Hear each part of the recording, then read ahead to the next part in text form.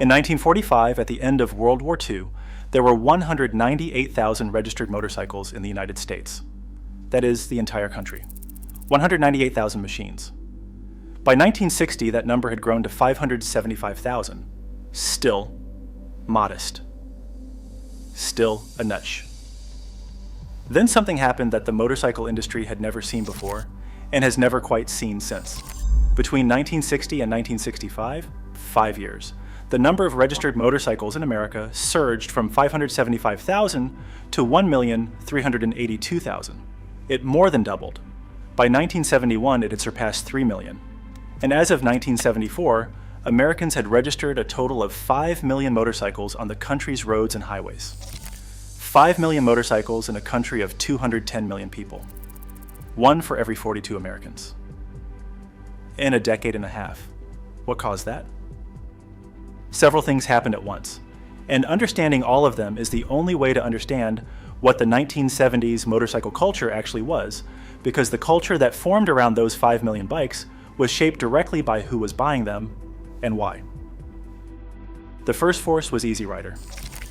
The 1969 film starring Peter Fonda and Dennis Hopper did something no motorcycle manufacturer's advertising campaign had ever accomplished.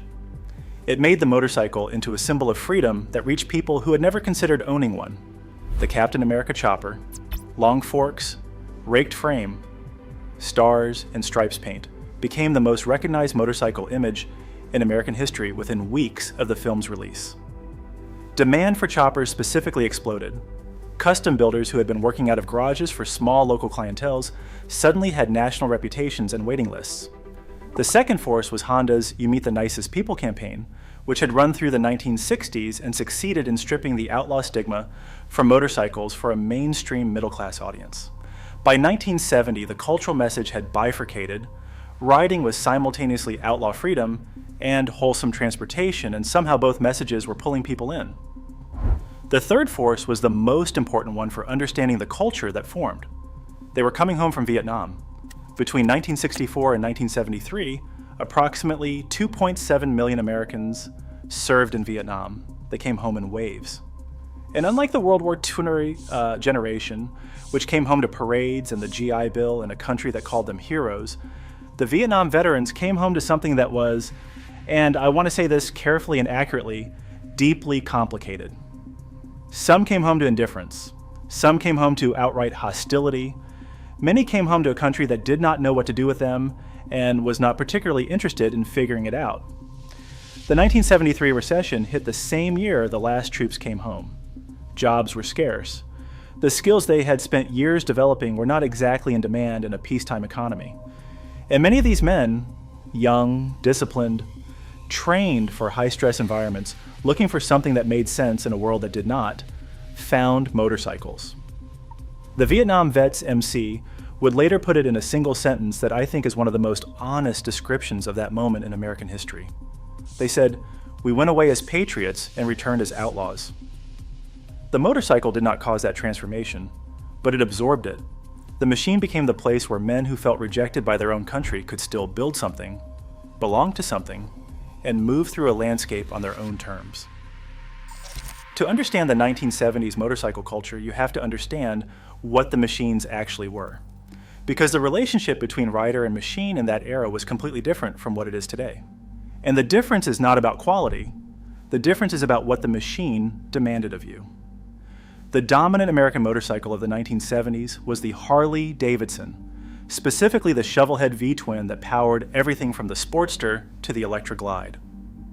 The shovelhead had been in production since 1966, and it was, by the standards of the era, a powerful and characterful engine that rewarded riders who understood it and punished those who did not. The 1970 Harley-Davidson FLH Electra Glide sold for somewhere between $2,500 and $2,900 new. The Sportster was around $2,000. A factory worker in a manufacturing job earning the median industrial wage of roughly $7,500 per year in 1970 could buy a new Sportster for about 3 months of gross income. A new Harley was genuinely attainable for a working-class rider who chose to prioritize it. Now here's the part of the Harley story in the 1970s that the official brand history tends to gloss over, and I personally think deserves to be stated clearly. In 1969, the founding family sold Harley-Davidson to American Machine and Foundry, AMF, a company whose primary expertise was bowling equipment. AMF was not wrong to see that the motorcycle market was exploding. They invested capital that Harley-Davidson needed. But what they did with the production line was, depending on who you ask, either necessary for survival or nearly fatal to the brand. AMF pushed Harley's factories to double their output. Production doubled. Quality control did not keep pace. The result was that as many as 30% of the vehicles coming off the assembly line were incomplete. Workers went on strike, a 100-day strike, unhappy with management decisions that they felt were destroying the product they built with pride. Dealers received bikes that were not fully assembled and sometimes had to complete the work themselves on the showroom floor. Riders bought new Harleys and immediately started fixing things that should not have needed fixing. The nicknames that attach themselves to AMF-era Harleys tell you everything about what riders thought. Hardly drivable, Hardly Abelson, Hogley Ferguson. Harley's market share in the super heavyweight category had been 80% in 1969. By 1979, it was 20%. The Japanese manufacturers had moved in while Harley was building bikes that leaked oil and stalled. But here's the thing about that story that gets missed every time it is told as a simple corporate failure narrative. The riders who bought those AMF Harleys and dealt with the problems, they fixed them. They learned every system. They developed deep diagnostic knowledge from necessity. They built relationships with independent mechanics who knew the shovel head the way a surgeon knows an anatomy. And many of those riders will tell you today that owning an imperfect machine that demanded your attention was a better education in motorcycles than owning a perfect one would have been. The Japanese machines told a completely different story. In 1969, Honda released the CB750, the first true superbike, and it was faster, smoother, and more reliable than anything Harley was building. In 1972, Kawasaki released the Z1 900cc inline 4, which embarrassed the American machines in every performance metric. Honda, Yamaha, Suzuki, and Kawasaki were offering better engineered, more efficient, lower cost motorcycles throughout the 1970s, and riders who did not have brand loyalty to Harley were buying them without hesitation. The result was a 1970s motorcycle landscape that was genuinely diverse in a way that American motorcycle culture has not been since. You had Harley loyalists who would ride nothing else and could fix anything on the machine by hand. You had Japanese bike riders who chose their machines for performance and reliability. You had custom builders working across both platforms. And you had somewhere in the neighborhood of 5 million registered motorcycles on American roads. By the middle of the decade, the highest per capita motorcycle ownership in American history. The image of the 1970s motorcycle culture that the industry would like you to have is the factory product, the showroom floor, the advertised machine. That image is almost entirely false. The culture was built in garages. It was built by men with no formal training and no backing who figured things out because figuring things out was the only option available to them. And a few of those men became so good at what they did in those garages that their work defined what American motorcycles look like for generations. Arlen Ness is the most important figure in that story, and I personally think he is one of the most underappreciated Americans in the history of manufacturing. Not motorcycle manufacturing, manufacturing. Because what Ness did was not just build beautiful motorcycles, he built an entire industry around the idea that production machines were starting points, not finished products. Ness grew up in San Lorenzo, California. He worked as a pin setter at a bowling alley and later as a postal worker and furniture mover. He played semi-professional bowling and used his tournament earnings to buy his first motorcycle in 1963, a 1947 Harley-Davidson Knucklehead for $300. He took it to his home garage in San Leandro and started customizing it. He had no formal training. He had a spray gun and a vision. The first customized Ness bike won awards at motorcycle shows. Riders started asking him to work on their bikes. By the early 1970s, his business had grown enough that he moved from his home garage to a storefront on East 14th Street in San Leandro. He was now a professional builder. He created his first catalog, actually, as he described it, a list that his wife Bev typed up with handwritten prices next to each item. What Ness built in those years was not the Easy Rider chopper. He explicitly rejected that direction. The Easy Rider aesthetic was tall, high handlebars reaching for the sky, extended forks pushing the front wheel far out in front, sissy bars climbing above the rider's head. Ness went the opposite direction.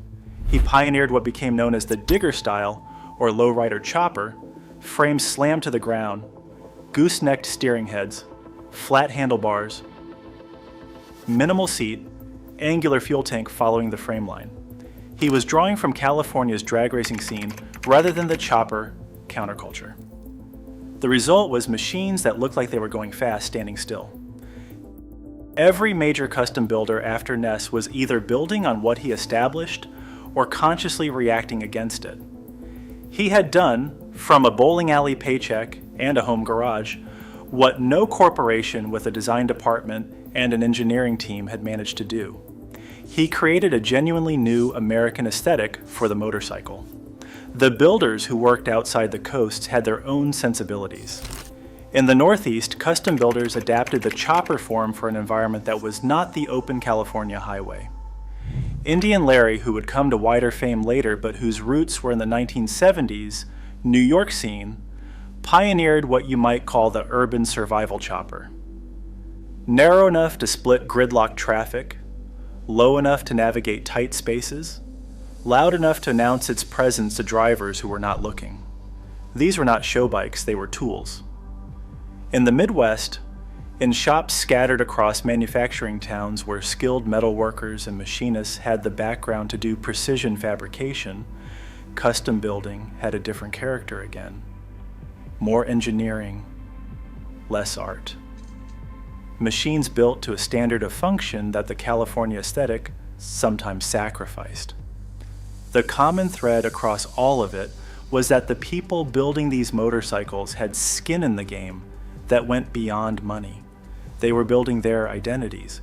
The machine was the statement about who you were, where you came from, what you believed, what you were willing to work for. No two bikes were the same because no two builders were the same. That diversity of expression, that organic development of a culture from the ground up, is what was lost when the industry consolidated. When the custom motorcycle became a factory offering, when you could buy a custom look from a showroom, something that had required years of skill and vision to produce became something you could have for a lease payment. The word club has accumulated so much mythology, positive and negative, that it is almost impossible to use accurately. So let me be precise about what the 1970s motorcycle club landscape actually looked like, because it was considerably more complicated than either the romanticized version or the criminal organization version that tend to dominate the storytelling. The outlaw club world was real and was not romantic. The Hells Angels had patched over the Aliens chapter in New York City in December 1969. And by the mid-1970s, the New York chapter had become one of the club's largest and most powerful in the country. What had started as post-war rebels on motorcycles had, by the 1970s, evolved into something considerably darker. Organizations involved in drug distribution, contract violence, and territorial warfare with rival clubs. The biker wars of the 1970s were not mythologized outlaw freedom. They were real conflicts over real criminal enterprise that resulted in real deaths. But the outlaw world was not the motorcycle club world. It was a fraction of it, and the fraction it represented had an outsized cultural footprint that obscured the much larger community underneath. The AMA, the American Motorcyclists Association, had hundreds of sanctioned clubs across the country. These were the clubs that organized charity rides, that showed up to support veterans events, that ran the Daytona Bike Week activities, and the Sturgis Rally festivities that were not about criminality. These clubs provided the same function for their members that the outlaw clubs provided for theirs: brotherhood, belonging, a shared identity built around a shared passion without the criminal element. Sturgis itself tells the story of how the community grew through the decade. In 1970, the rally drew 3,000 riders. 3,000. By 1975, it had expanded to a 7-day event and was drawing tens of thousands. By the end of the decade, 30,000 riders per year were making the journey to the Black Hills of South Dakota. What had been a regional racing event, organized by the Jack Pine Gypsies Motorcycle Club, was becoming a national pilgrimage, a place where riders from every region and every background showed up and recognized each other as part of the same culture. That recognition, the nod between riders on the road, the unspoken acknowledgement that you are part of something, was the social fabric of the 1970s motorcycle culture. It required nothing from you beyond showing up on a bike. No brand loyalty required, no club affiliation required, no particular level of wealth or status required. You rode. You were part of it.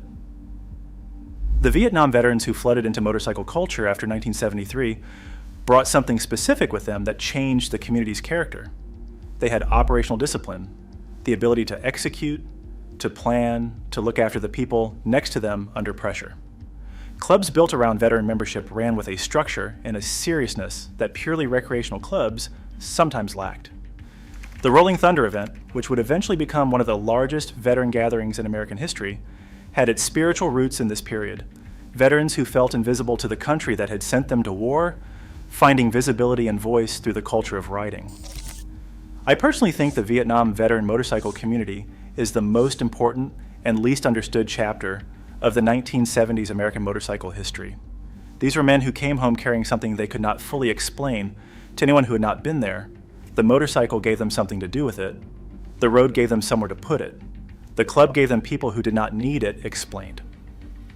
By the mid-1970s, the motorcycle community had 5 million registered bikes and real political weight for the first time in its history.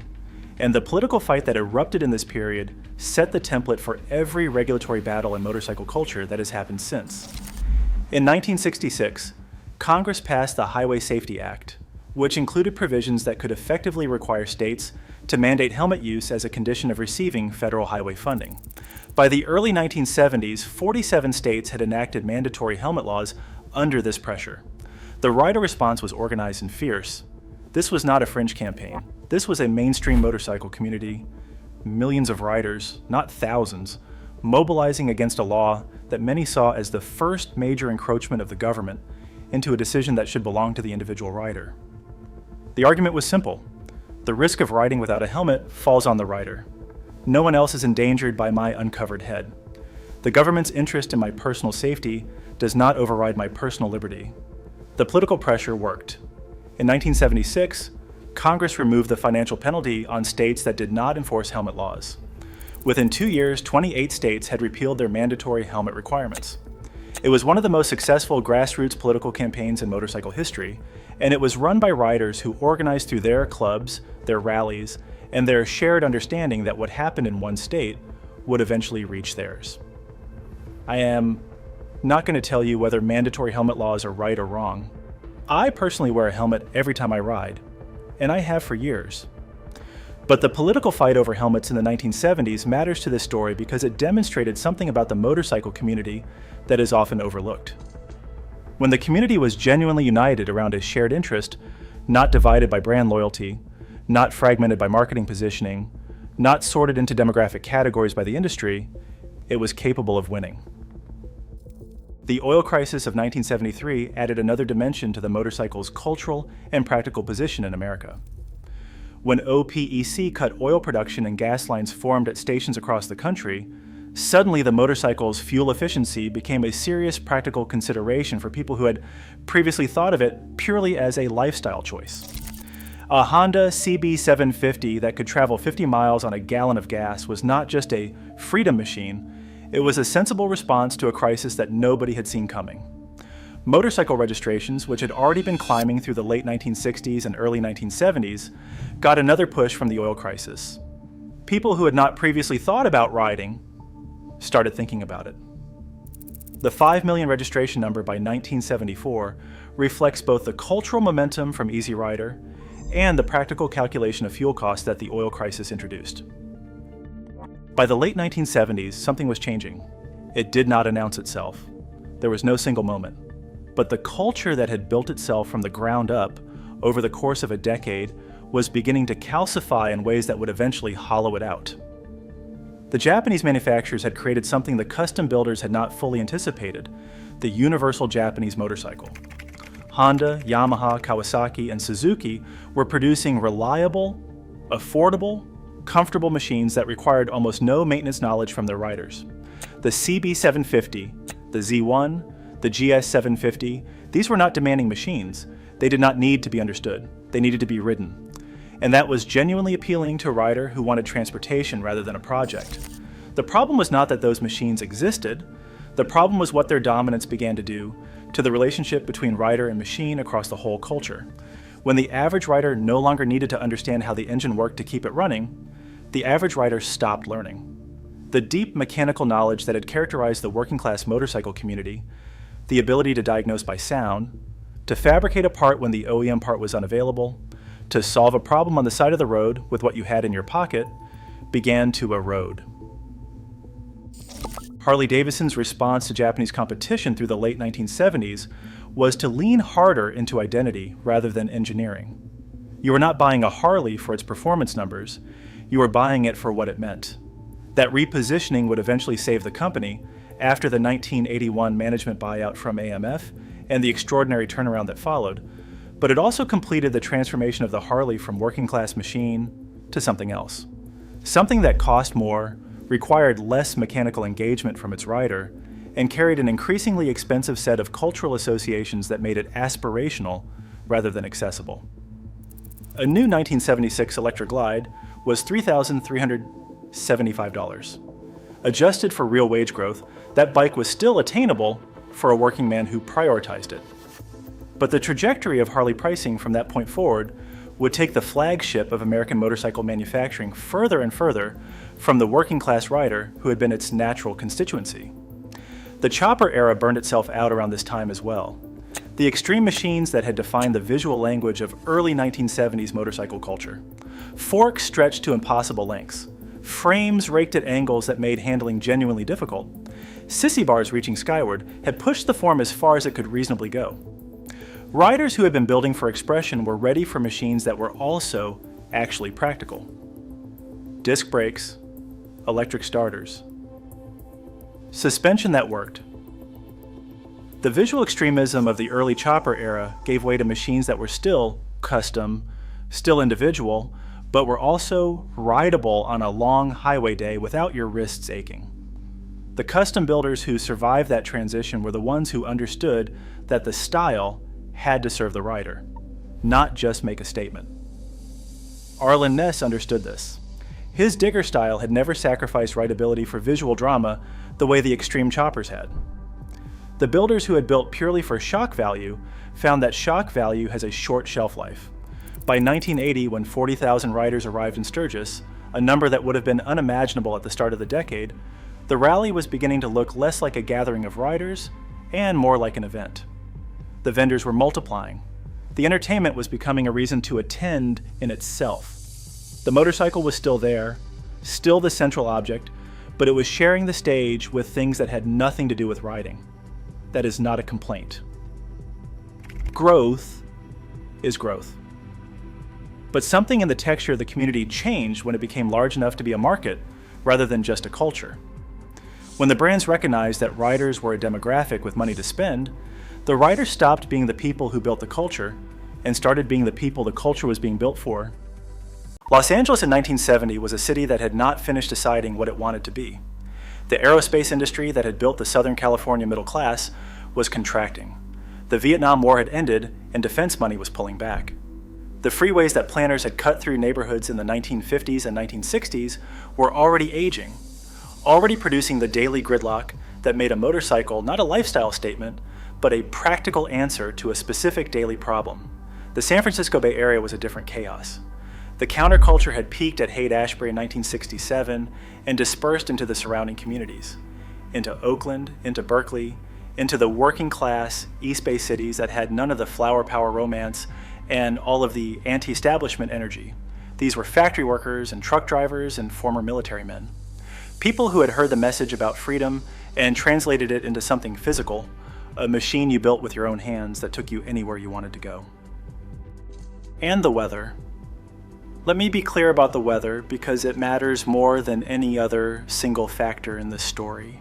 300 days a year of riding weather, a coastline that produces one of the most extraordinary riding roads in the world, the Pacific Coast Highway, 60 miles of two-lane between Los Angeles and Santa Barbara, which in the 1970s had almost none of the traffic it carries today.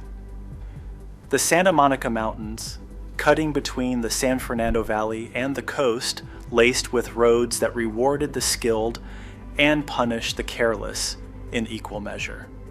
Mulholland Highway, not Mulholland Drive, which runs through Hollywood and is a different road entirely. Mulholland Highway, the 30-mile ribbon that runs along the backbone of the Santa Monica Mountains from Calabasas to the coast. In the 1970s, it had almost no guardrails, almost no traffic, and curves that required your full attention every second you were on them. At the intersection where Mulholland meets Canaan-Dume Road, there was a roadhouse called the Rock Store. Ed and Vern had been running it since 1961, and by the mid-1970s, it had become the unofficial gathering point for Southern California motorcycle culture. You rode to the Rock Store on Sunday morning. You had breakfast. You looked at what everyone else was riding. You talked about what was wrong with your bike and what you were building next. And then you rode home on roads that reminded you why you started in the first place. The Rock Store is still there today. It still opens on weekends, but in the 1970s, before the celebrities and the guided rides and the organized culture around it, it was just a place where riders went because California had given them the roads and the weather to make that kind of morning possible. It produced a specific kind of rider. Technical, because the mountains and the desert are unforgiving to a poorly maintained machine. Independent, because you were often alone when something broke. Creative, because parts were scarce, and solutions required improvisation. California's geography filtered for mechanical capability in a way that Florida's flat highways or the Northeast traffic did not.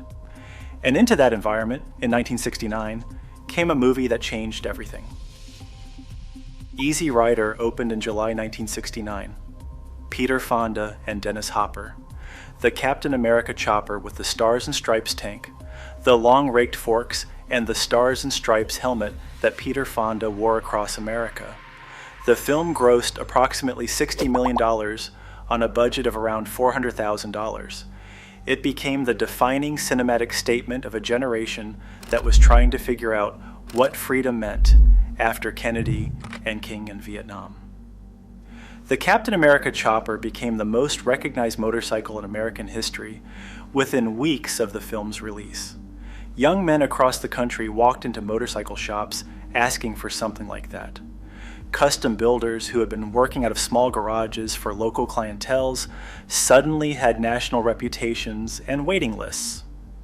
Now, let me tell you where that motorcycle actually came from. Because here is what the film's marketing never said, and what the motorcycle press barely acknowledged, and what most riders today still do not know, 55 years after the film was released.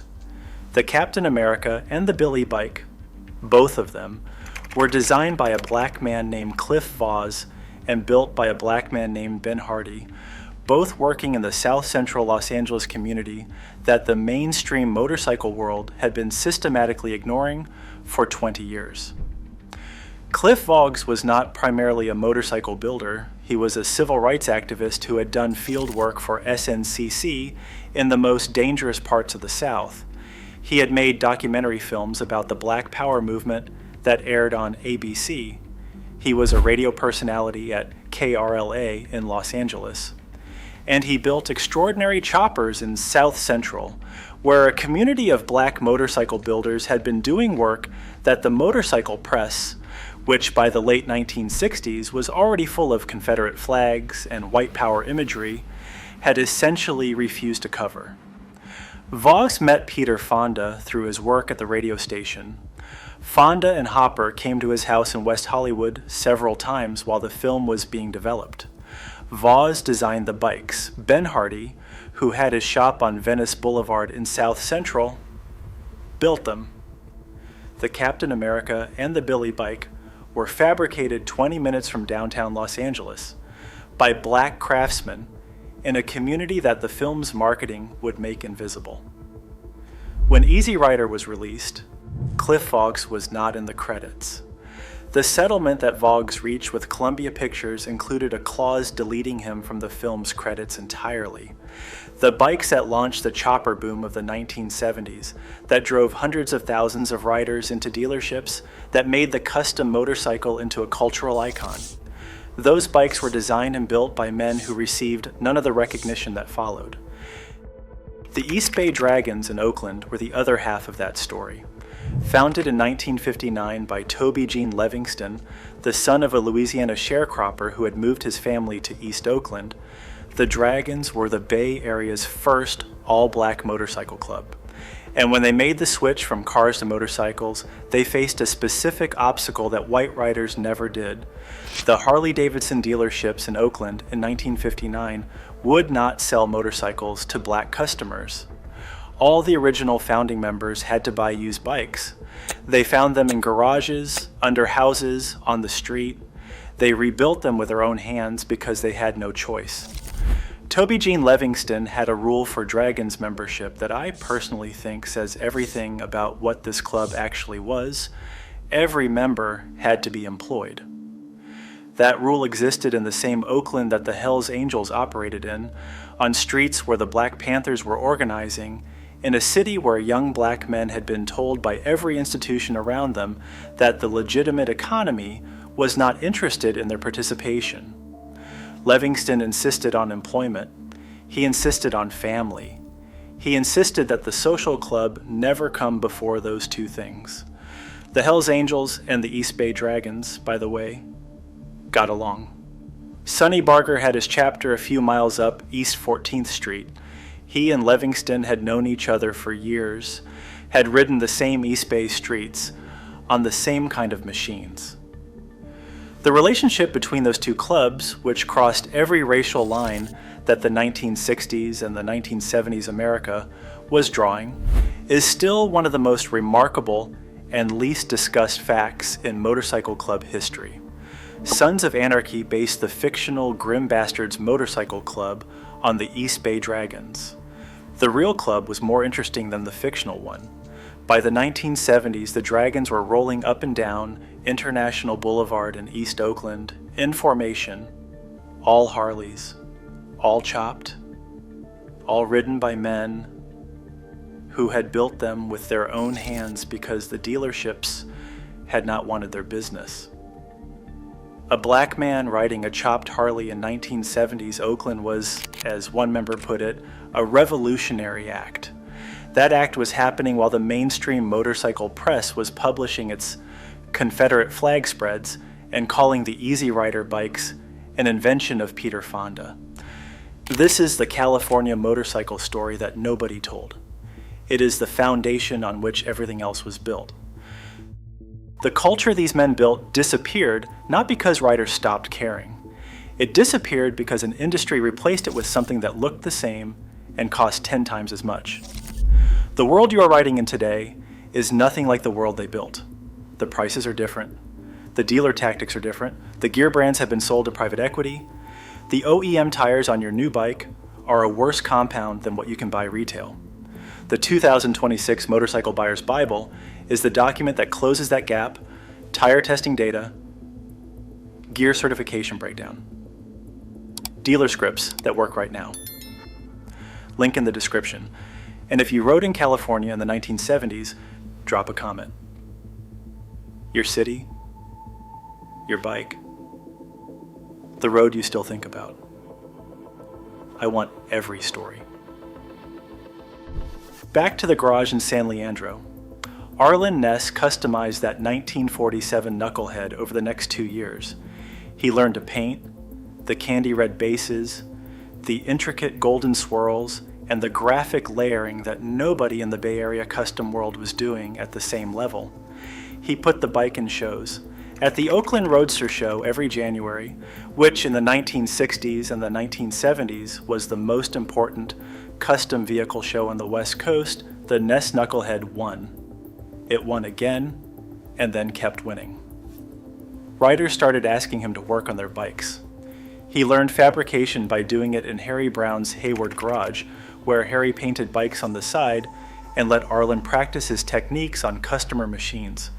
He got good enough at metalwork to start making parts that did not exist anywhere else. His wife Bev typed up the first catalog, Ram's horn bars, glass fenders, a price handwritten next to each item, and he started selling parts to riders who were building their own machines. By the early 1970s, the business had outgrown the home garage. He moved to a storefront on East 14th Street in San Leandro, 600 square feet, and called it Arlen's Motorcycle Accessories. He was on his third location on that same street by 1978. The business kept growing because the work was genuinely exceptional, and there was nothing else like it anywhere in the country. What Ness built was not the Easy Rider chopper. That distinction is critical, and almost nobody makes it. The Easy Rider aesthetic was vertical, handlebars reaching skyward, forks extended impossibly forward, sissy bars climbing above the rider's head, the whole machine declaring its own impracticality as the point.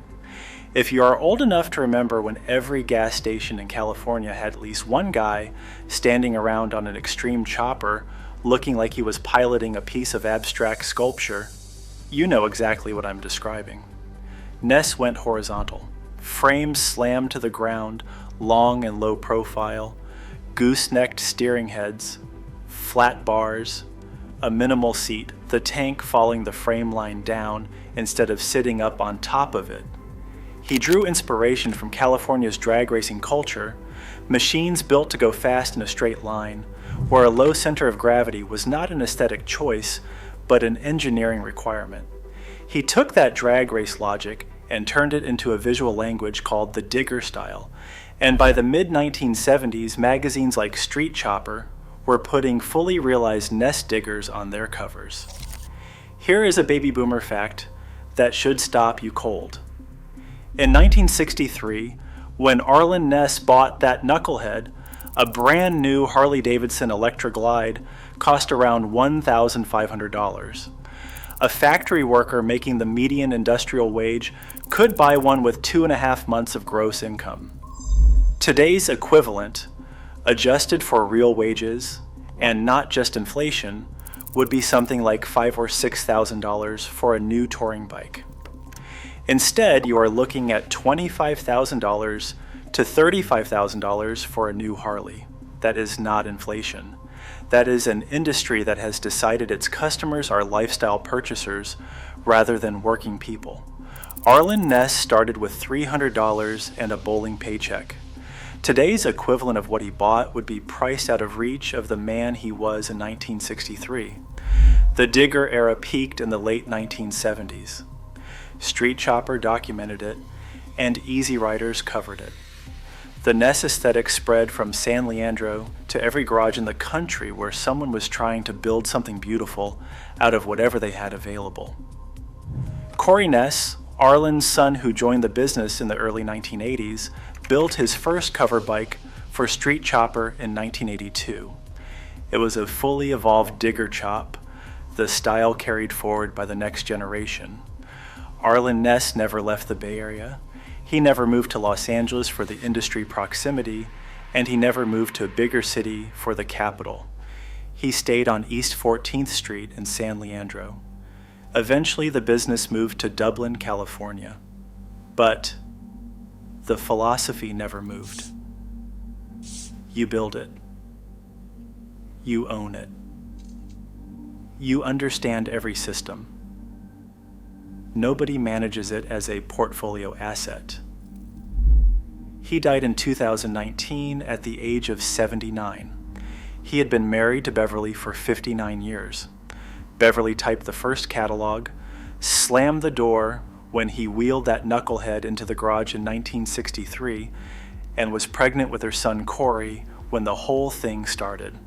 The man who defined the visual language of the American custom motorcycle started with bowling money and a wife who was reasonably unimpressed with his first motorcycle purchase. I find that detail about as close to perfect as any origin story gets. California in the 1970s was the most mechanically diverse motorcycle market in the United States. And I want to be specific about that diversity because the myth of the era is that everyone was riding a Harley chopper, when the reality was considerably more interesting. The Harley-Davidson shovelhead was everywhere. The engine that had been in production since 1966, the power plant for the Sportster and the Electra Glide, and the FLH. The shovelhead rewarded riders who understood it and punished those who did not. If you did not know what a pushrod adjustment was, if you could not diagnose an oil leak by location, if the sound of your engine at idle was not a specific piece of information you processed automatically, you were going to be standing by the side of the road with some regularity. California's working-class riders in the 1970s understood their Harleys the way a carpenter understands his tools. Not because they were hobbyists, because they had to, but the Japanese machines were coming. Honda had released the CB750 in 1969, the first true superbike, a machine that was faster, smoother, and more reliable than anything coming out of Milwaukee. Kawasaki released the Z1 900 in 1972, which was faster still. By the mid-1970s, California was full of young riders on Japanese machines that they had not had to rebuild before they could trust them, that started every morning without ritual, that did not require a complete understanding of their electrical systems just to get to work. The Triumph Bonneville still had a devoted California following. British Iron, Triumph, BSA, Norton had been part of California's riding culture since the 1950s, brought in through the cafe racer scene that had crossed the Atlantic and found a home in the garages of Southern California. A Triumph T120 in the hands of a rider who knew it was one of the finest machines on the road. In the hands of a rider who did not, it was a reliable source of parts. Steve McQueen rode a Husqvarna 400 in On Any Sunday. McQueen was a serious rider who competed in desert races and was genuinely skilled on a motorcycle, not a celebrity who got on a bike for a photo opportunity. His presence in that film, which came out in 1971, directed by Bruce Brown, who had made The Endless Summer, made the argument to a mainstream American audience that motorcycle riders were decent people, normal people, adventurous people who had developed real skills and lived a genuine life around them. The film showed desert racing, motocross, flat track, the Baja, the full spectrum of California motorcycle competition that was happening in the background, while the easy rider mythology dominated the cultural conversation. California was also where the Elsinore Grand Prix happened, the Barstow to Vegas off-road race, the events that produced America's most technically capable dirt riders, men who could manage a machine in deep sand and loose rock and high desert heat with the kind of skill that is not taught, only earned. The Husqvarna, the Maiko, the Bultaco Persang. If those names mean something to you, you were part of that California off-road culture, and you already know that the mechanical knowledge required to keep a Maiko running through a 400-mile desert race was extraordinary. By 1974, California had more registered motorcycles than any other state in the nation, a position it has never relinquished. More than 800,000 registered motorcycles today. In the 1970s, proportionally even more significant, a state of 20 million people carrying a motorcycle culture that shaped everything the rest of the country would follow. On September 15, 1977, NBC aired the first episode of Chips. Created by Rick Rosner, the show ran for 6 seasons and 139 episodes, and was one of the most watched programs on American television through the late 1970s and the early 1980s. Officer Francis Ponch Poncherello and Officer John Baker, 2 California Highway Patrol motorcycle officers, chased criminals up and down the freeways of Los Angeles on their Kawasaki KZ900 police bikes. In the first 2 seasons, the bikes were KZ900 C2 police specifications. From season 3 onward, they were KZ1000 C1. Eric Estrada actually rode the motorcycles himself for most of the filming. On August 6, 1979, he was seriously injured during a scene when he was thrown from his 600-pound Kawasaki, and he fractured several ribs and broke both wrists. He came back and kept riding. I want to explain why Chips mattered beyond the obvious. Every previous major cultural representation of motorcycle riders in America had been the outlaw. Marlon Brando in The Wild One, Dennis Hopper in Easy Rider, the Hells Angels as filtered through Hunter Thompson and newspaper crime coverage. Motorcycles in American popular culture had carried a specific weight of transgression that made mainstream America nervous. Chips put 2 motorcycle cops on primetime television on a Thursday night and made them the heroes. Ponch and John were not rebels. They were professionals. They were good-looking and charming, and they caught criminals and helped people, and they did all of it from the saddle of a Kawasaki KZ900. For a generation of American kids who are now in their 50s and 60s, and I know some of you are watching this right now, Chips was the first time a motorcycle on television was something to aspire to rather than something to fear. The cultural impact on motorcycle registrations in the late 1970s is difficult to quantify precisely, but consider this. Chips premiered in 1977. By 1979, Kawasaki's KZ900 and KZ1000 were among the most popular motorcycles in America. The show filmed on actual Los Angeles freeways that had not yet been fully open to traffic, giving the production empty roads that looked like the California dream. Every week, millions of American households watched a motorcycle being ridden expertly across the California landscape, and somewhere in those households were kids who decided they wanted to do that when they grew up.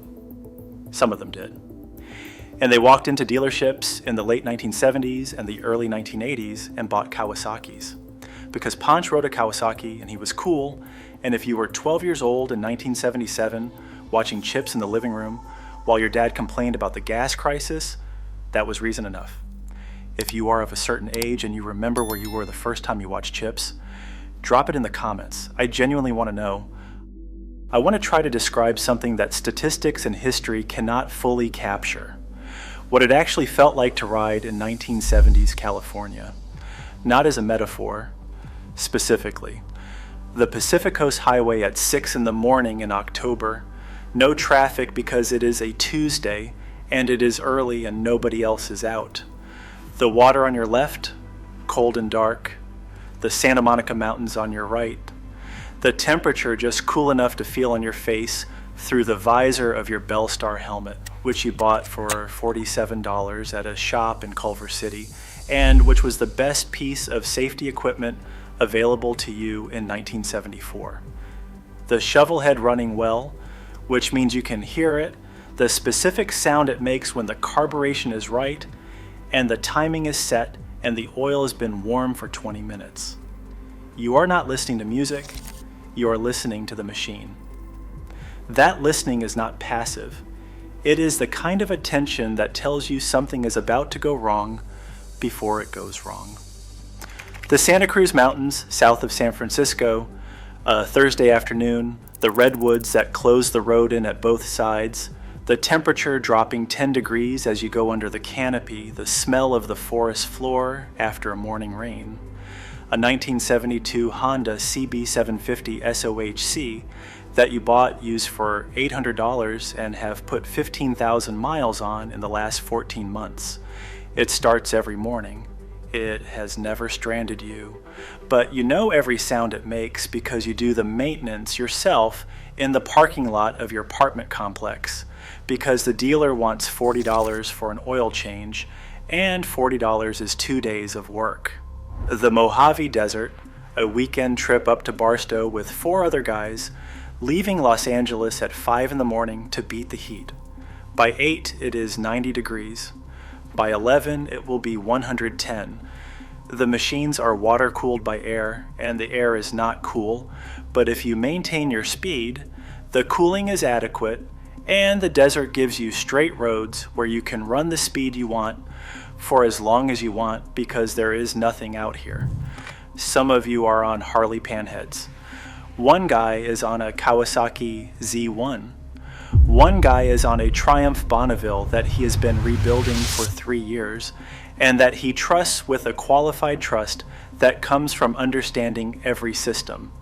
You know each other through the machines, not through any affiliation. You are not a club. You are just people who ride. That texture, the early morning, the machine you understand completely, the roads that give you something back for the skill you bring to them, the people you know through the work of it rather than through any credential, that texture is what the 1970s California motorcycle culture actually was. It was not a marketing category. It was not a demographic. It was not a lifestyle brand. It was a set of conditions, geography, weather, mechanical culture, a specific historical moment that produced something genuine and transferable, and California exported it to the rest of America, whether the rest of America knew that was what it was getting or not. On Any Sunday came out in 1971. Bruce Brown directed it. Steve McQueen co-produced and appeared in it. The AMA used it as an official piece of counter-programming against the outlaw biker image that Easy Rider had reinforced. The film covered every form of motorcycle competition: flat track, motocross, desert racing, road racing, even a brief look at European competition. It showed the mechanics behind the racing, the communities that formed around it, the skill and preparation and physical courage that the sport required. It showed Mert Lawwill on flat track. It showed Malcolm Smith on desert terrain. It showed Steve McQueen riding a Husqvarna through the Mojave with the specific pleasure of a man who genuinely loves what he is doing. And it made an argument. A simple argument delivered without narration, just by showing what the people in the film actually were. Motorcycle riders are regular people. They have families, they work jobs, they build machines, maintain machines, prepare machines, compete on machines. The machine is the center of a life organized around skill and community, and the specific kind of freedom that comes from managing something complex and dangerous and getting it right. That argument landed differently than Easy Rider's argument. Easy Rider said freedom was available to anyone willing to drop out of conventional society.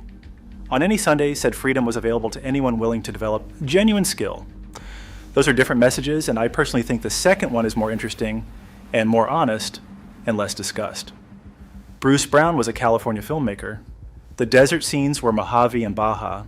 The flat track was Ascot Park in Gardena, California, a legendary oval track in the industrial south of Los Angeles that had been running motorcycle racing since the 1950s. The entire visual language of the film was California. The red dirt, the wide sky, the coastal mountains in the background of the road racing footage. California exported that image along with everything else. By the late 1970s, something was shifting. Not dramatically, not all at once, but the conditions that had produced the California motorcycle culture were beginning to change in ways that would eventually transform everything. The Japanese manufacturers had created the universal motorcycle. The Honda CB750, the Kawasaki Z1, the Suzuki GS750, these were machines that did not demand anything of their riders beyond the ability to ride. They did not need to be understood to be kept running. They needed maintenance, but maintenance that a dealer could perform and that a rider did not need to understand. The deep mechanical knowledge that had characterized the California working-class motorcycle community began to erode, not because riders were lazier, but because the machines stopped requiring it. Harley-Davidson was doing its own kind of damage. The AMF years, from 1969 to 1981, when American Machine and Foundry owned the brand, had driven quality control into the ground and sent market share from 80% of the super heavyweight category down to 20%.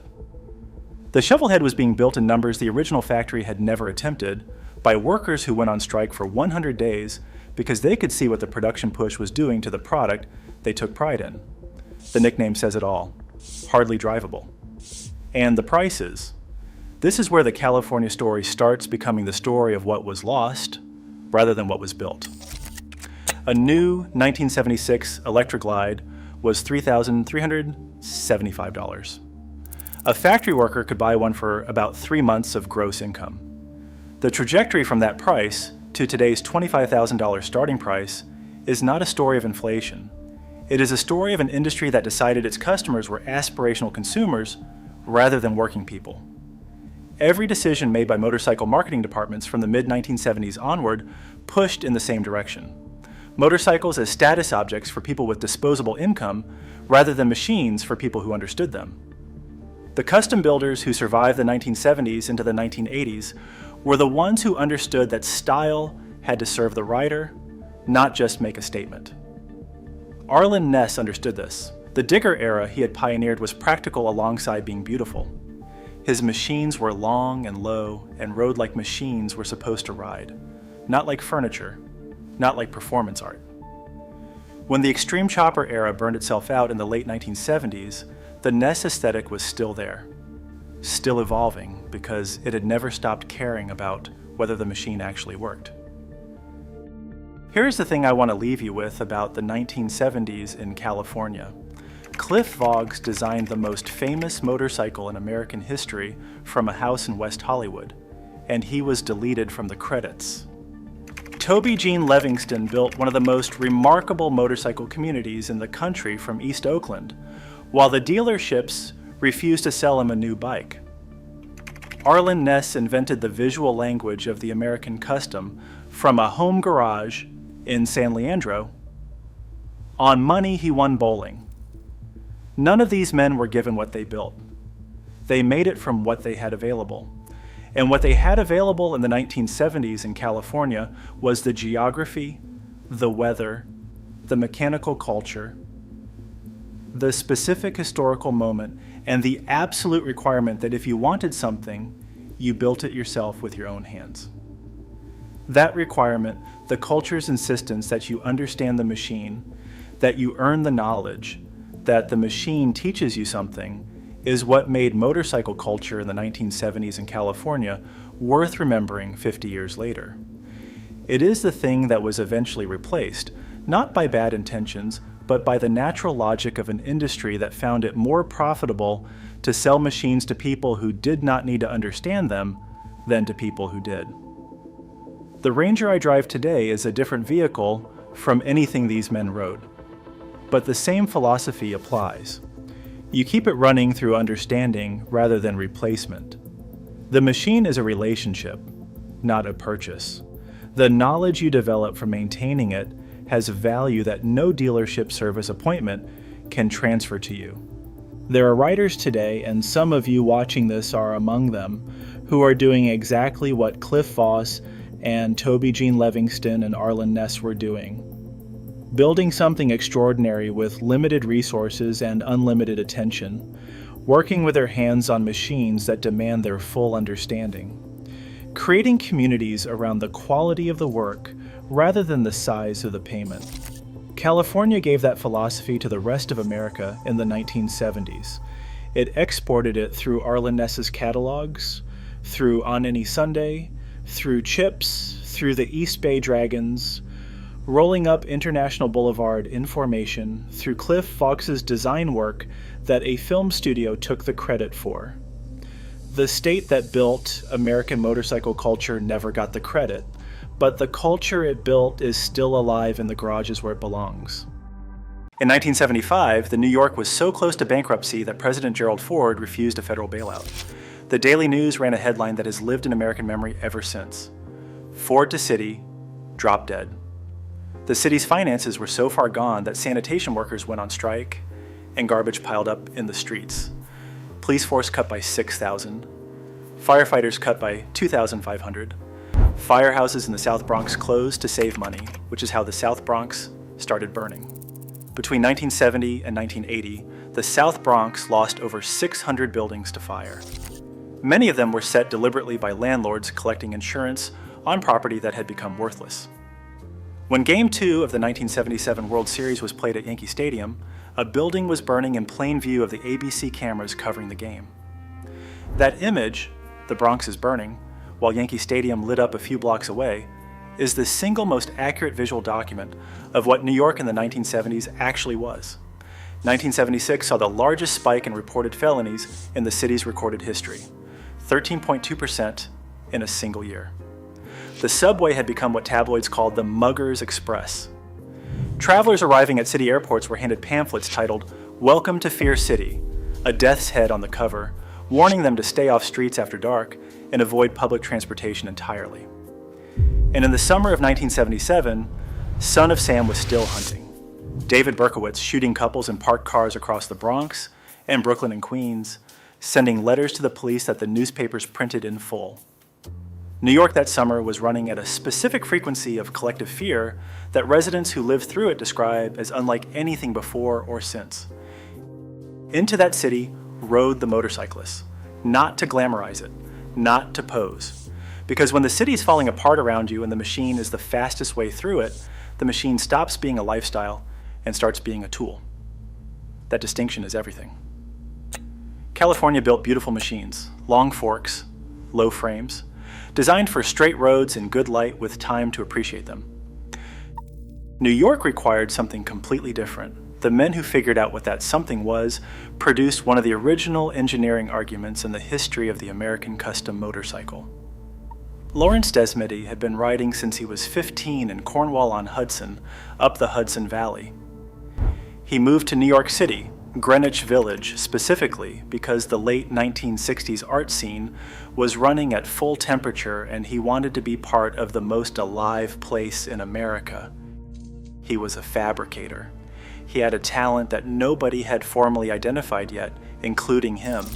He had 35 arrests by the time anyone started paying attention, and he did 3 years in Sing Sing for bank robbery in 1972 before coming back to New York and picking up the machines again. What DeSmet understood about riding in the city, and he understood it the way you understand things that the environment teaches you through consequences, was that the California aesthetic could not function here. The long fork chopper that looked perfect on a California highway was a problem on East 3rd Street. Too wide to split gridlock. Too slow responding to react to the pothole that appeared from behind the car in front with no warning. Too impractical for a city that changed its road surface every block and its traffic logic every intersection. The machine New York required was narrow enough to split a gap between a cab and a bus at speed, responsive enough to react instantly to whatever the road threw at you, loud enough that the delivery truck driver who had not checked his mirror would hear you before he moved. The New York chopper that DeSmet developed was built for urban combat, not for show, not for the rock store on a Sunday morning, for survival in concrete and chaos. He rebuilt motors out of his apartment.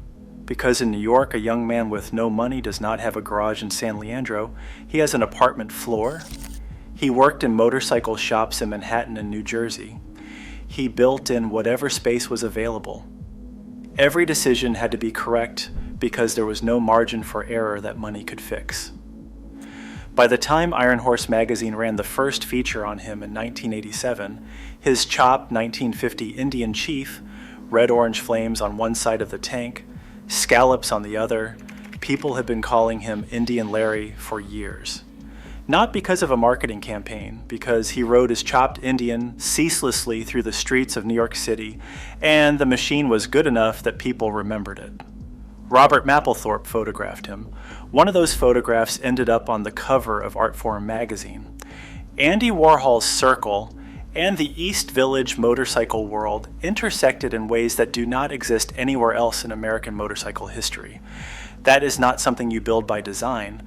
That is what happens when genuine talent operates in the most densely talented city in the world with no resources except the machine and the hands that understand it. On December 5, 1969, the Hells Angels Motorcycle Club patched over the Aliens MC in New York City and established their first New York chapter. The address was 77 East 3rd Street in the East Village. That address is still there today. By the mid-1970s, the New York chapter had become one of the most powerful in the country. Not a California transplant, a conversion. An existing New York club choosing to align with the most feared motorcycle organization in the world, and then becoming something the California chapters had not anticipated: the Eastern Command Center for operations up and down the Atlantic seaboard. The clubhouse on East 3rd Street was not in an industrial zone, not on a warehouse road, on a residential street in the East Village, 20 feet from the pizza place and the laundromat, in a neighborhood where people lived and children went to school. That geographic reality shaped everything. California's outlaw culture operated at the scale of the landscape, vast territory, room to operate. New York compressed everything into a single block. The Angels on East 3rd Street shared the same spatial reality as everyone else. That tension between the club's self-image as outside society and the physical fact of being on a residential street produced something no California chapter had to navigate. The biker war that would rage for decades was ignited not on some California road, but at a party in the East Village on New Year's Eve 1973. 3 outlaws from Florida showed up uninvited at the Hells Angels headquarters. What followed from that night, machine gun attacks on outlaws' clubhouses in Georgia, Florida, and Ohio through 1974 and 1975, was the outlaw motorcycle war the California mythology had been building toward for 20 years. It started in New York.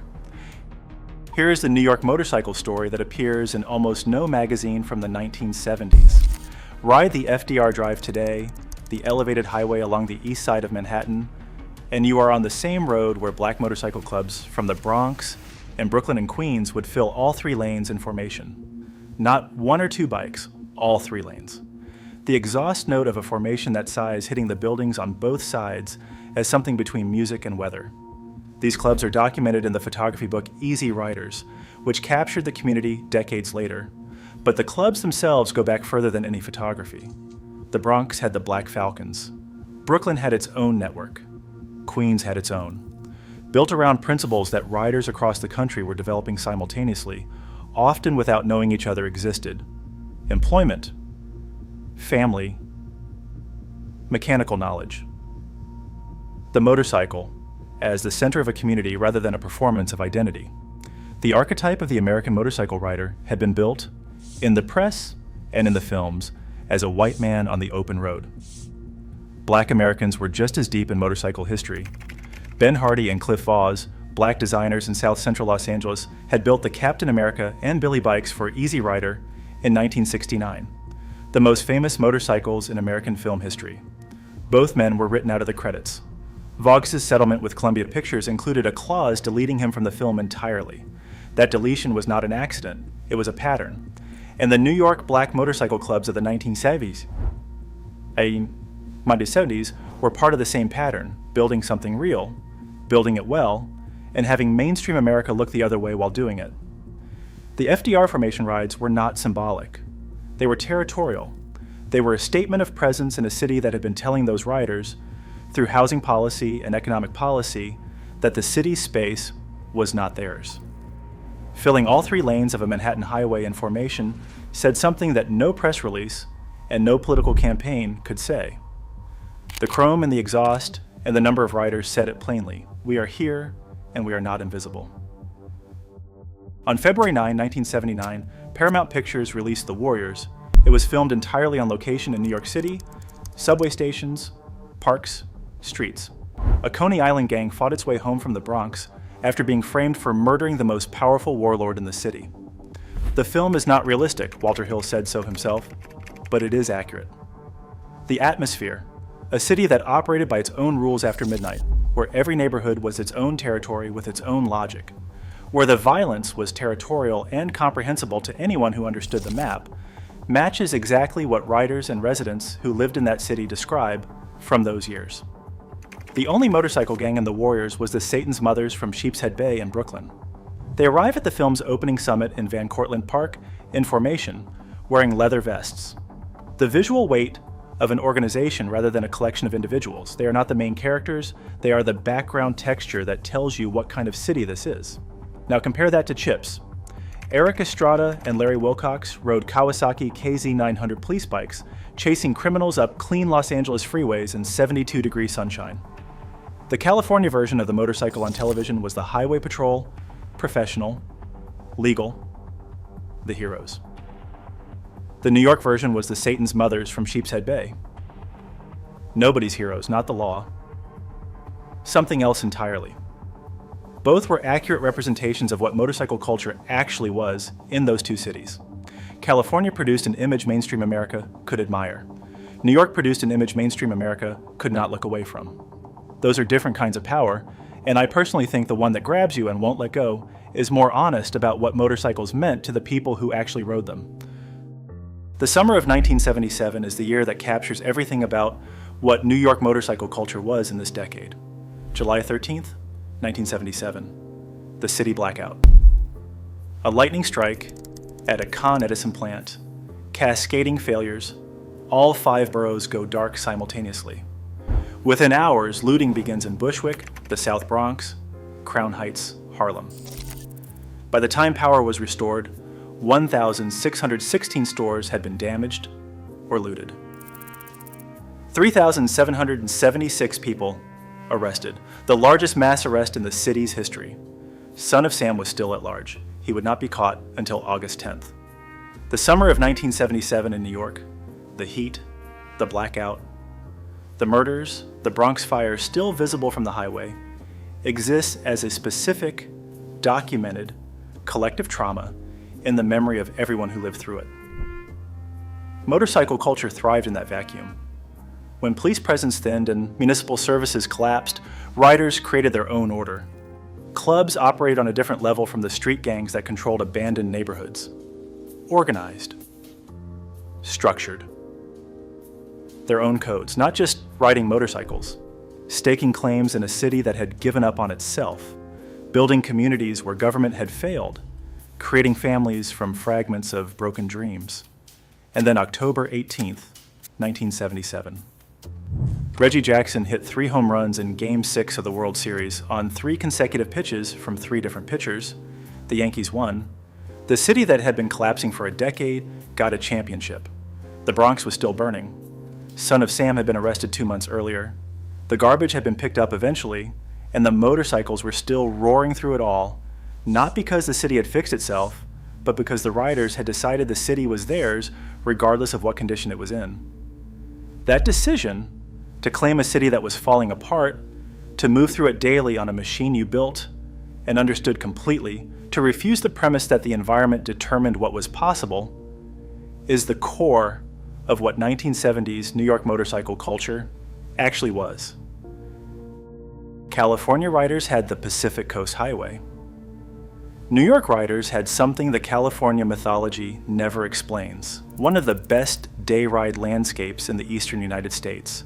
45 minutes from the city if the traffic was light. Cross the George Washington Bridge heading west, and you are on the Palisades Parkway in minutes. The basalt cliffs rising from the Hudson's western shore. A 2-lane parkway running north along the top of them, no trucks permitted. The river visible through the trees when the leaves are down. The road curving with a rhythm that rewards attention. 45 minutes further is Bear Mountain State Park, Perkins Memorial Drive, climbing up the mountain, the long curves around the lake, the descent back toward the Hudson. In the 1970s, before organized weekend ride culture developed around it, Bear Mountain was where New York riders went to remember what the machine was capable of beyond the city streets. The contrast is specific to New York and does not exist anywhere else in American motorcycle history. A rider in Los Angeles going from the city to the canyons was still in Los Angeles, spread across a landscape that always provided visual space. A New York rider who lived 11 months of the year in the most vertical, most compressed, most aggressively urban environment in the country, and then crossed the George Washington Bridge into the Palisades, entered a landscape that looked like it had been designed by someone who had never heard of Manhattan. That rider knew both environments. Had to. The machine that worked on East 3rd Street needed to work on Bear Mountain in October. The mechanical knowledge that kept you alive in the city applied equally to the mountain. That dual competence is what separated the New York version of the 1970s rider from every other regional version. Not just skill in one environment, but the ability to read 2 completely different sets of conditions with the same machine and the same understanding. The dual competence those riders developed, city streets one weekend, Bear Mountain the next, the same machine serving both environments because you understand every system, is what the current market has been training riders out of for 40 years. The 2026 Motorcycle Buyer's Bible is the document for the rider who wants to be back on the right side of that. Independent tire data. Gear certification that tells you what the numbers actually mean. Pre-purchase inspection protocol for bikes that have been sitting. Dealer scripts that work in the market we are actually in. It was $97, it is $9 right now. Not because the information is worth less, because I want riders to have it. Link in the description. Indian Larry got his first national exposure in 2001 on the Discovery Channel. He was 52 years old. He had been building extraordinary machines for 30 years before anyone with a platform pointed a camera at him. In July 2004, he told the Discovery Channel, "I just feel like that I'm maybe slightly starting to fit in somewhere and slightly starting to be accepted." He died 6 weeks later. August 30, 2004, a stunt at the Liquid Steel Classic in Charlotte, North Carolina. He fell from his moving motorcycle. The head injuries were unsurvivable. Think about the arc of that. 30 years building in New York. Apartment floors. Borrowed shop space. Motorcycle shops in Manhattan and New Jersey. 35 arrests. 3 years in Sing Sing. Robert Mapplethorpe photographing him. Cover of Art Forum. Andy Warhol's circle. And his first words when the Discovery Channel finally found him at 52 were, "I am maybe slightly starting to fit in." California's custom builders, the ones whose names appear in every history of the era, were recognized for decades before they died. The infrastructure of California's motorcycle culture, with its show circuit and its magazine coverage and its geography designed for visibility, produced careers that had institutional support from the beginning. Indian Larry built his career in a city that was not designed for the kind of work he was doing, in conditions that punished everything about the process of building, space, cost, weather, access to materials, relationship with the press, relationship with the institutional motorcycle world. He built it on instinct. His shop partner Paul Cox said he never made a sketch, never wrote down notes. He would just see the whole bike in one wide-eyed flash and start cutting metal. That is what the New York motorcycle culture produced. Not the most celebrated, not the most covered, the most real. By the late 1970s, the conditions that had made this culture were changing. The fiscal crisis stabilized. Crime remained high, but the sense of complete collapse began to fade. Mayor Ed Koch brought fiscal conservatism and gradual order. The extreme choppers that had defined the visual language of the decade, forks stretched to angles that made the machine genuinely difficult to ride, frames so low the exhaust scraped on every turn, began to give way to machines that were also practical. Disc brakes, electric starters, suspension that worked. The Japanese manufacturers had created the universal motorcycle, machines that did not demand anything of their riders beyond the ability to operate them. You did not need to understand the Honda CB750 to keep it running. You needed to ride it. That distinction sounds small. It changed everything. When the machine stops requiring understanding, the culture stops selecting for people who understand things. And when a culture stops selecting for competence, it starts selecting for something else. In New York's case, it started selecting for the people who could afford the new image. The riders who had built the culture on apartment floors and borrowed shop space and 35 arrests and a Sing Sing number, those riders did not disappear. But the industry stopped producing machines for them and started producing machines for people with more money and fewer Sing Sing numbers. The culture that had been built on survival in the most demanding urban environment in America became, gradually, a consumer product. The energy that had produced the FDR formation rides and the East 3rd Street Clubhouse and Indian Larry's instinct-driven fabrication did not vanish. It went underground, into garages that are still running today, into riders who understand their machines the way the city once required everyone to understand them. Those riders do not get the coverage. The industry is not particularly interested in promoting the idea that you do not need them to be a real rider. The close. I drive a 2000 Ford Ranger with 340,000 miles on it. I paid cash. I understand every system on it. It has never failed to start in 26 years because I have never given it reason to. The New York riders of the 1970s understood their machines the way the city required, completely, under conditions that punished any gap in that understanding immediately. There was no margin. The road changed every block, the traffic had no predictable logic, the machine that failed on the FDR in January had nobody coming to help it. What those riders built, Lawrence D. Smet threading a chopped Indian through Manhattan traffic 35 years before the Discovery Channel found him, the black clubs filling all 3 lanes of the FDR in formation, while mainstream motorcycle press looked at California, the New Year's Eve 1973, party that started a war, Reggie Jackson hitting 3 home runs, while the Bronx burned 2 miles away, that is the 1970s New York motorcycle story. It is not the story the magazines told, it is not the story the documentaries make. It is the story the city produced when it had nothing left to offer the people who stayed, except the machine, and the roads, and the specific education that comes from riding in conditions that do not forgive. Pennsylvania is next in this series. Coal country. Steel towns. The industrial riders who built machines in the shadow of the factories that built the engines that built America. The Appalachian roads that opened up 50 miles outside Pittsburgh. The culture nobody is told, and I mean nobody. The 2026 Motorcycle Buyer's Bible is in the description. It was $97 when I launched it. It is $9 right now.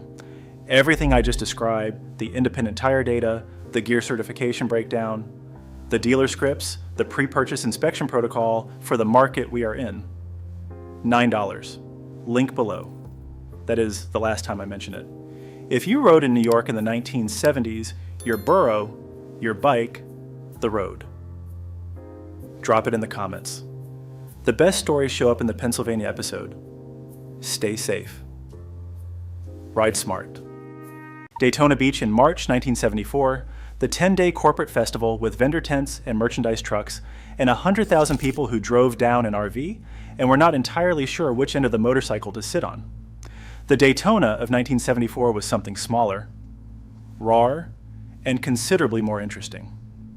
Giacomo Agostini, 15-time world champion, the greatest Grand Prix motorcycle racer alive, arguably the greatest who had ever lived, arrived at the Daytona International Speedway for the first time in his career. He had never raced at Daytona. He had never raced on an American circuit. He had just switched from his beloved MV Agusta to a Yamaha TZ750 two-stroke, a completely different machine on a completely different continent in front of riders who had spent their careers learning every foot of the banked Daytona Tri-Oval.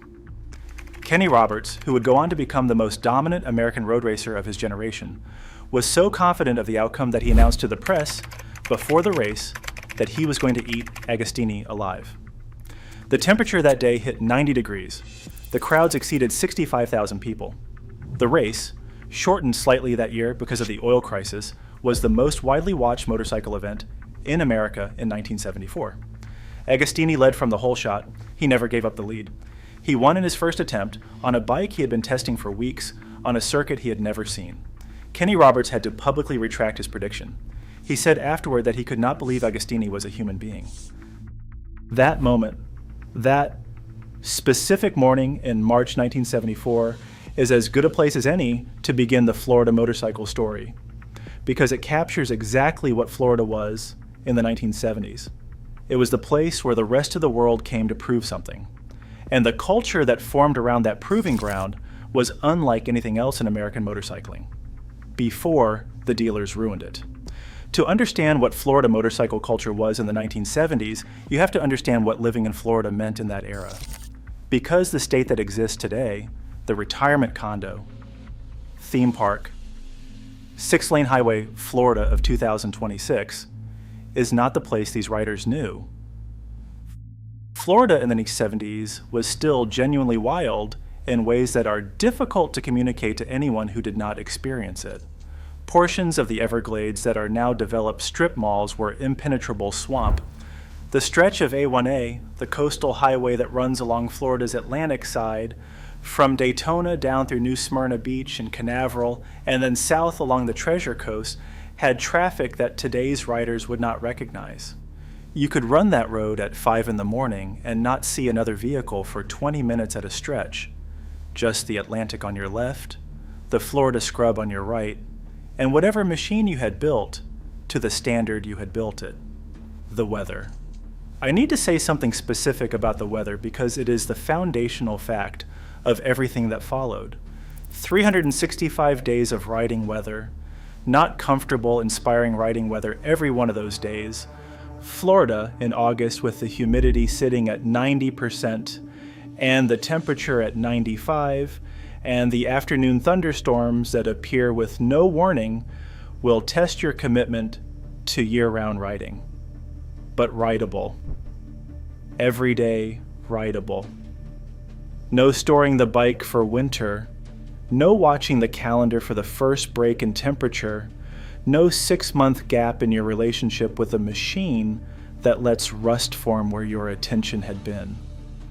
The riders who lived in Florida in the 1970s rode continuously in a way that riders in Ohio or Wisconsin or New England could not. And that continuity did something specific to the culture. It selected for people who were serious, who maintain their machines obsessively because a machine that fails in the Florida heat with 40 miles of nothing in any direction is a serious problem, who understood their bikes at a level that the weekend rider never reaches, because weekend riders become experts only at riding, while year-round riders become experts at everything. Florida also had the military. The Pensacola Naval Air Station, the United States Navy's primary aviation training facility, commissioned in 1914, the cradle of naval aviation, sat on Florida's panhandle and generated a constant rotation of young servicemen and veterans who were either stationed there or had trained there and stayed. Jacksonville had Naval Station Mayport. Tampa had MacDill Air Force Base. The entire I-4 corridor connecting Tampa to Orlando to Daytona had military installations whose populations turned over regularly and whose members, young, physically fit, mechanically inclined, trained for high-stress environments, found motorcycles the natural choice for transportation in a state where the weather permitted it and the pay grade suggested a used Sportster was more practical than a new car. The Vietnam veterans who came back to Florida, and many did, through the military bases and through the climate, which after years of humid jungle warfare felt like a reasonable landscape, brought with them the same thing they brought to California, Ohio, and New York. The need for something that made sense in a world that had stopped making sense. The motorcycle absorbed it in Florida the same way it absorbed it everywhere else. But in Florida, the absorption happened faster and more completely because the riding never stopped. And at the center of all of it, like a gravitational force that organized the entire Florida motorcycle world around itself once a year, was Daytona. The Daytona 200 began on January 24th, 1937 on a 3.2-mile course that used the actual beach, hard-packed sand, alternating with public road, the finish determined by the tides. The race ran until World War II, interrupted everything, then resumed in 1947 with 176 riders, in a city where all the hotel rooms were full and local families opened their homes to visiting racers because there was nowhere else to put them. By 1961, the race had moved to the Daytona International Speedway, the same facility that hosts the Daytona 500. The motorcycle circuit used the tri-oval with its 31-degree banking, the same banking NASCAR used, the same surface that took vehicles to speeds that the original beach course could never have permitted. In 1964, the motorcycle race was approved to use the full banking for the first time. The speeds that followed were extraordinary. By the early 1970s, the Daytona 200 had become the most attended AMA motorcycle race in the country, with crowds that exceeded 65,000. At the peak of its popularity, chartered airliners were bringing European race fans to Daytona Beach because the race had become genuinely international. The best riders in the world competing against the best Americans on a circuit that rewarded both raw speed and tactical intelligence in ways that pure street circuits could not. Dick Mann won on a Honda CB750 in 1970, the first victory for Honda at Daytona, and in many ways the opening shot of the Japanese machine's dominance of the decade that followed. Jarno Saarinen of Finland, the 250cc world champion, won in 1973. Agostini won in 1974. Kenny Roberts, who would win 3 consecutive Grand Prix World Championships starting in 1978, was the benchmark American of the era, a Northern California flat track product who brought an aggression and a technical understanding to road racing that the Europeans found difficult to counter. But here is the thing about Daytona that the current version of Bike Week tends to obscure.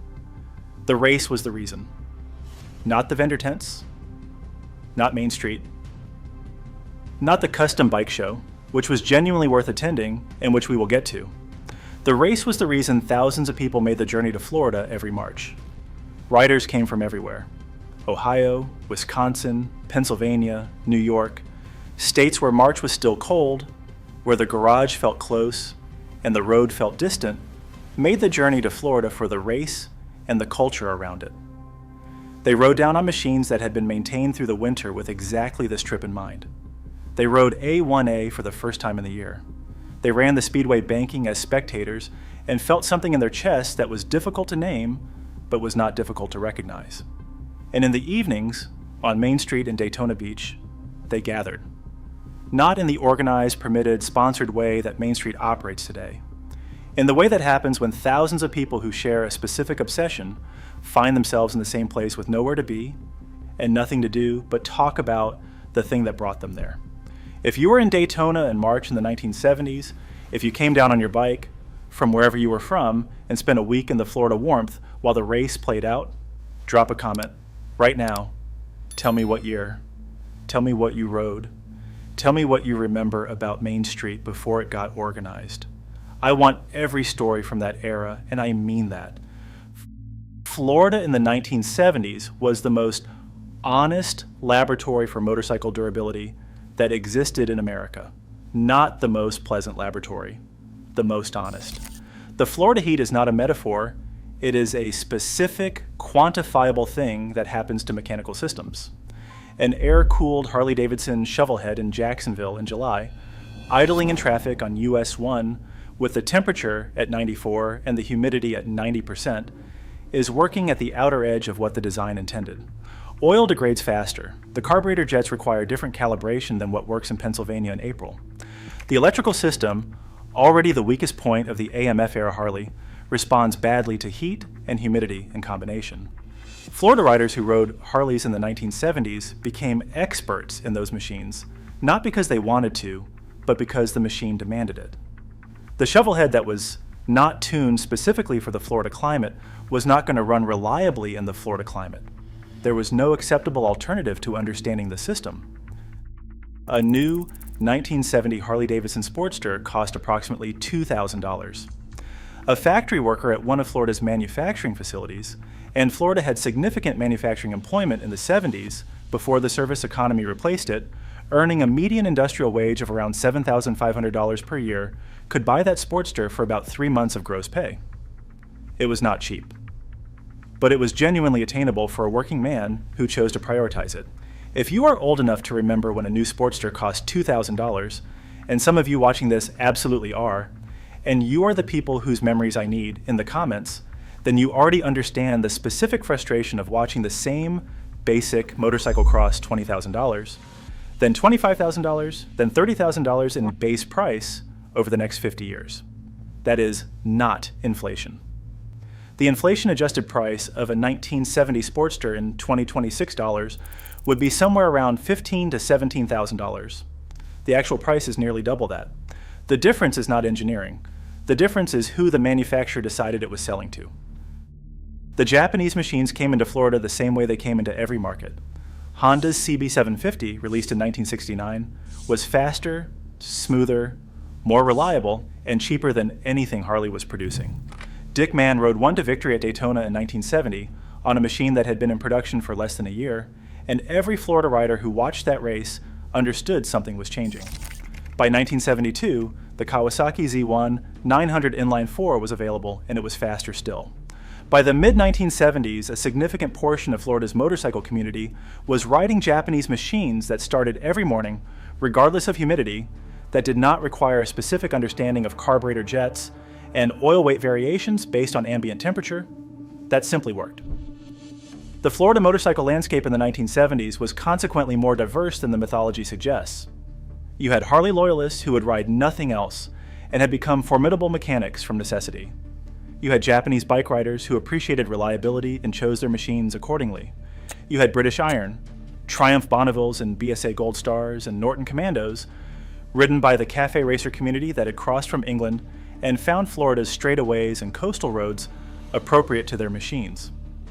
And you had the custom builders, the men who worked in Florida garages, building machines that had no direct equivalent anywhere in the industry, customs designed for Florida roads, Florida heat, Florida humidity, Florida's specific version of the American dream, which involved riding the length of A1A at sunrise with absolutely nothing to answer to for the next 8 hours.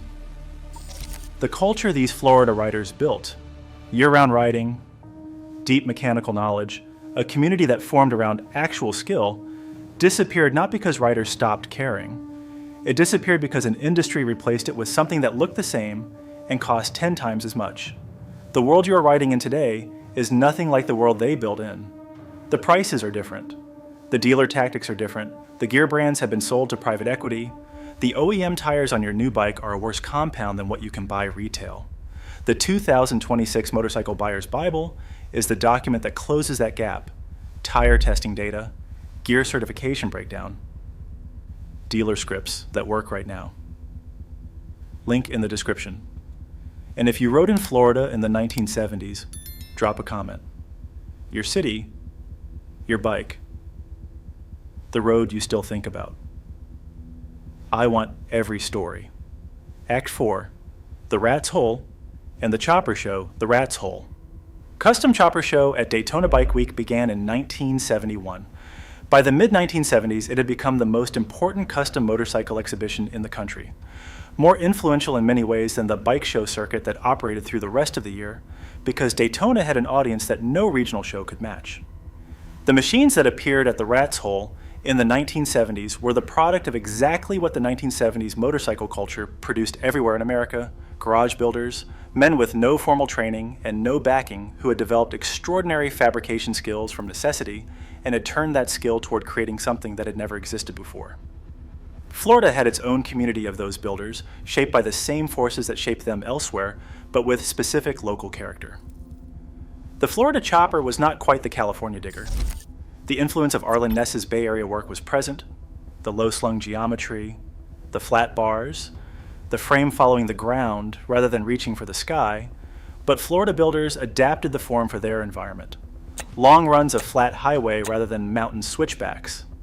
A culture that was connected to the beach and the sun in a way that California's culture was, but the Midwest's was not.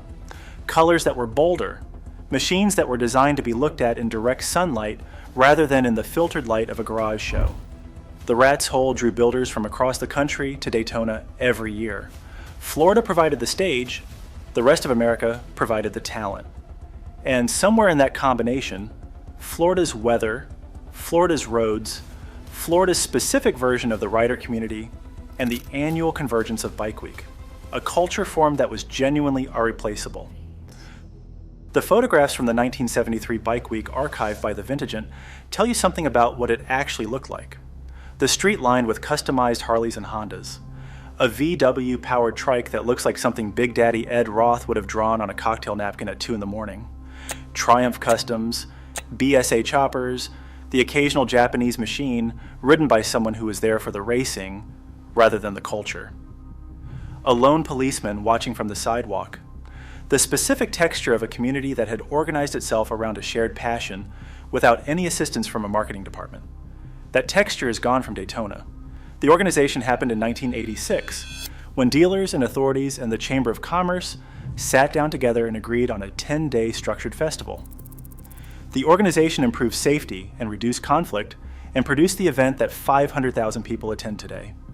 And it produced something that is not the same thing as what it replaced. I'm not saying the old way was better in every respect. People died at Daytona in the 1970s in ways that they do not die at modern Bike Week. And that matters. But the specific character of a gathering that organized itself around riders rather than around an event, that is genuinely gone. Florida enacted its universal motorcycle helmet law in September 1967 under pressure from the Federal Highway Safety Act of 1966, which effectively told states to mandate helmets or lose federal highway funding. By the early 1970s, 47 states had complied with that mandate. Florida's riders fought it from the beginning. The American bikers aiming toward education, ABATE, organized in Florida and lobbied for over 30 years against the universal requirement. The argument they made was the same argument riders made everywhere. The risk of riding without a helmet falls on the rider. No one else is endangered by an uncovered head. The government's interest in my personal safety does not override my right to make decisions about my own body. In 1976, Congress removed the financial penalty on states that refused to enforce helmet laws, responding to exactly the political pressure that Florida's riders and their counterparts around the country had been generating. Within 2 years, 28 states had repealed their requirements. Florida did not immediately repeal, its law remained in place, but the battle continued. Florida riders finally win in 2000 when Governor Jeb Bush signed a bill allowing riders over 21 to ride without helmets provided they carried a minimum of $10,000 in medical insurance coverage. The Florida Supreme Court had previously ruled the helmet law constitutional in 1969. The repeal took 33 years of organized political work. I personally wear a helmet every time I ride. I am not telling you not to wear one. But the Florida helmet law fight matters to this story because it demonstrates something that the 1970s Florida motorcycle community had that current riding culture often lacks: the organizational will to treat legislative decisions as consequential and to spend decades pushing back against ones they disagreed with. The helmet law battle in Florida was not an angry Facebook post. It was 30 years of sustained lobbying, organized by riders who showed up at committee hearings and wrote letters and built coalitions. That kind of civic engagement came directly from the community structure that the 1970s motorcycle culture had built. The community that could organize and win that way was the community that gathered at Daytona in March, that maintained its machines in the Florida heat, that rode A1A continuously through the year.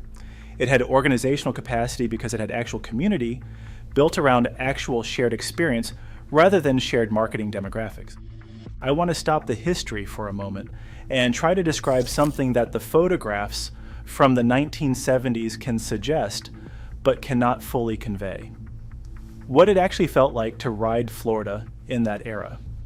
A 1A at 4:30 in the morning on a Tuesday in March, not the race week Tuesday, the ordinary Tuesday that the vast majority of Florida's year-round riders experienced every week.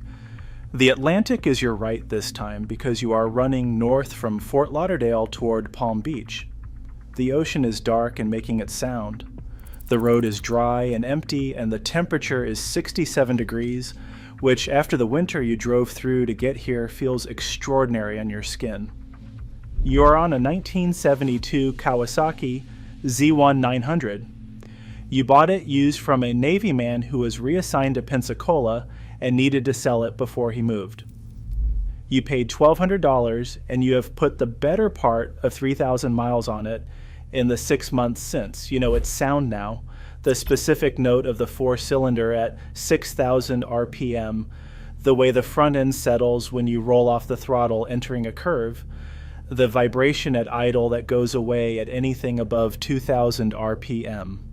You know all of this the way you know it when you have been riding the same machine in the same conditions continuously, which is different from knowing it academically. There are no other vehicles in your lane. There are almost no other vehicles anywhere.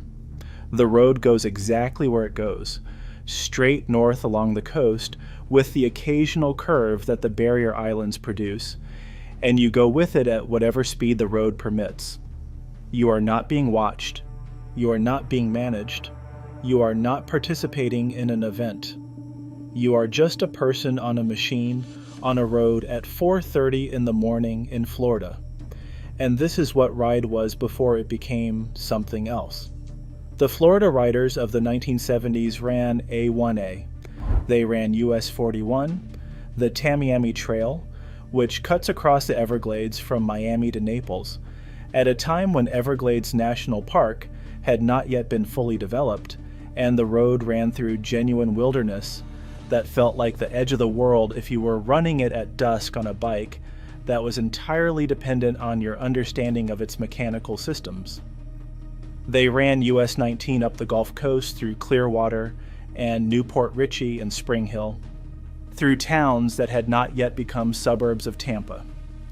They ran the overseas highway through the Keys, which in the 1970s was still rough enough to be a genuine test for both machine and rider.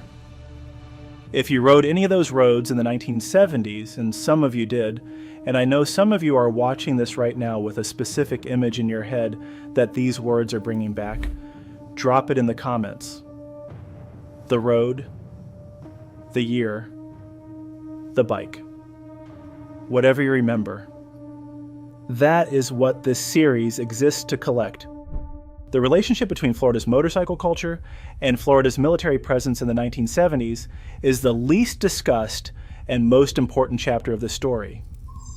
Florida had more military installations per square mile than any state except Virginia and California.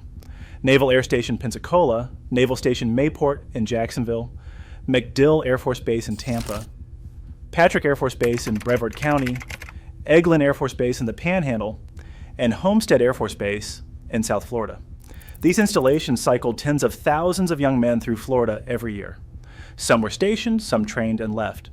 Many trained, left, and came back because the climate was livable, because the cost of living was lower than most of the country, because the motorcycle culture that existed here was something they had found and did not want to leave.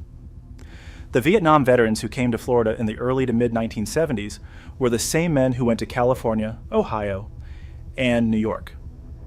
Young, trained, disciplined, carrying something they could not fully explain to anyone who had not experienced it. The motorcycle community in Florida absorbed them the same way it absorbed them elsewhere. But Florida's military density meant the concentration was higher, and the clubs that formed around veteran membership in the 1970s were consequently larger and more organized than their counterparts in states with less military presence. These were not outlaw clubs in the sense that the press used that term. These were veterans who had spent years in organizations that ran on hierarchy and operational discipline, who brought that discipline to their riding clubs, their community activities, and their political organizing. The groups that showed up at Daytona in March from the military communities around Pensacola, Jacksonville, and Tampa rode in formation with a precision that casual club riders could not match. They camped together and maintained each other's machines and did the kind of communal mechanical work that the military teaches without calling it mechanical work. The Rolling Thunder Movement, the veteran motorcycle advocacy organization that eventually produced the annual Rolling Thunder Ride for Freedom in Washington, had its roots in this period and this culture. The visibility that Vietnam veterans found through riding, the voice they developed through the motorcycle community, was not accidental. It came from the specific combination of military organizational culture and motorcycle community that Florida's military density produced in the 1970s. In 1977, Hal Needham directed Smokey and the Bandit. Burt Reynolds played the Bandit. Sally Field played Carrie. Jerry Reed played Snowman. Jackie Gleason played Sheriff Buford T. Justice of Portague County, Texas. Smokey and the Bandit was not a motorcycle movie. It was a car movie, specifically a Trans Am movie, the black 1977 Pontiac Firebird Trans Am that Burt Reynolds drove with a specific nonchalance that became one of the defining image of the late 1970s. The film was set across the American South, from Atlanta to Texarkana, with the band's job being to distract the law while Snowman ran a truckload of Coors beer across state lines. But Smokey and the Bandit matters to the Florida motorcycle story for exactly the reason that Chips mattered to the California motorcycle story. It defined what freedom looked like for an enormous audience. It made the open road and the running from authority and the machine as an instrument of personal liberty into mainstream entertainment. And it is a Florida-adjacent film. The culture it captured, the Southwide outlaw freedom on the highway culture, was the culture that extended from Texas through Alabama and Georgia and directly into Florida's panhandle and northern counties. The riders who came to Daytona from Alabama and Georgia and Tennessee in the 1970s were from that same culture. The same working-class Southern ethos that Smokey and the Bandit was capturing, the machine as freedom, the road as the answer to anything that needed answering, the authority as something to be outrun rather than obeyed, was the ethos that drove the migration to Daytona every March. If you were one of those riders, if you loaded up and ran south through Georgia every March because Daytona was where the year started, you know exactly what I am describing. And you know the specific way the state line felt when you crossed into Florida and the temperature came up and you understood that the next week was yours. By the late 1970s, the forces that were changing in motorcycle culture across the country were changing it in Florida as well. The Japanese machines had created a category of rider who did not need to understand the machine to ride it. The Honda CB 750, the Kawasaki Z1, the Yamaha XS 650, these were motorcycles that started reliably, ran reliably, and did not demand the diagnostic knowledge that the shovelhead demanded. The average Florida rider in 1979 was a different kind of rider from the average Florida rider in 1971. Less mechanically engaged, more numerous, more varied in their backgrounds and their reasons for riding. The dealerships responded to this shift the way dealerships respond to every shift, by identifying the new customer and optimizing their operations to extract maximum revenue from that customer. Florida dealers in the late 1970s were beginning to develop the practices that would eventually make Florida Harley dealerships the most predatory in the country. The transient customer base, snowbirds, tourists, military rotations meant that the consequences of burning a customer were minimal. There was always a new one coming through the door. The heat was also doing something to the character of Daytona. The informal, self-organized character of the early bike week was producing problems that became impossible to ignore. The relationship between law enforcement and the biker community deteriorated through the late 1970s. The criminal element that existed at the margins of any large gathering of people was increasingly visible. By 1986, when the Chamber of Commerce organized the event into its current structured form, the informal version had run its course. The organization that followed was necessary and produced something genuinely better in many respects. But it was not the same thing. The Daytona that riders came to in 1974 to watch Agostini beat Roberts in 90-degree heat on a machine he had never raced on a circuit he had never seen, that Daytona required nothing from you except to show up with a machine and a reason and the road sense to get there. The Daytona that exists today requires a hotel reservation and a wristband and a level of organization that the 1970s version would not have recognized as the same event. Harley-Davidson's pricing trajectory did the rest.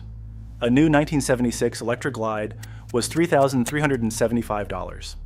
A working man in a manufacturing job could buy it. By the early 1990s, the same motorcycle, adjusted for actual wage growth rather than just inflation, was priced out of the working class market. Harley had decided it was selling aspirational status rather than transportation. Florida dealers, with their tourist traffic and their snowbird wealth and their bike week volume, leaned into that decision harder than dealers anywhere else. The working class rider who had built Florida's motorcycle culture in the 1970s was gradually priced out of the market for the machine that had been the center of that culture. He did not stop riding. He bought used. He maintained what he had with the mechanical knowledge he had spent years developing. He kept the bikes going long past what the market expected. But the pipeline that had been bringing new working class riders into the culture via new affordable machines closed. And when a culture stops bringing in new people from the community that built it, it begins to serve a different community. Pennsylvania is not California, and it is not Texas, and it is not any of the states in this series where the motorcycle made an obvious kind of sense. You look at a map of Pennsylvania and you understand immediately why the motorcycle culture here was different. The state is bisected by mountain ridges running northeast to southwest, the Appalachians, the Alleghenies, the ridge and valley topography that made building anything across the state a feat of engineering that took generations.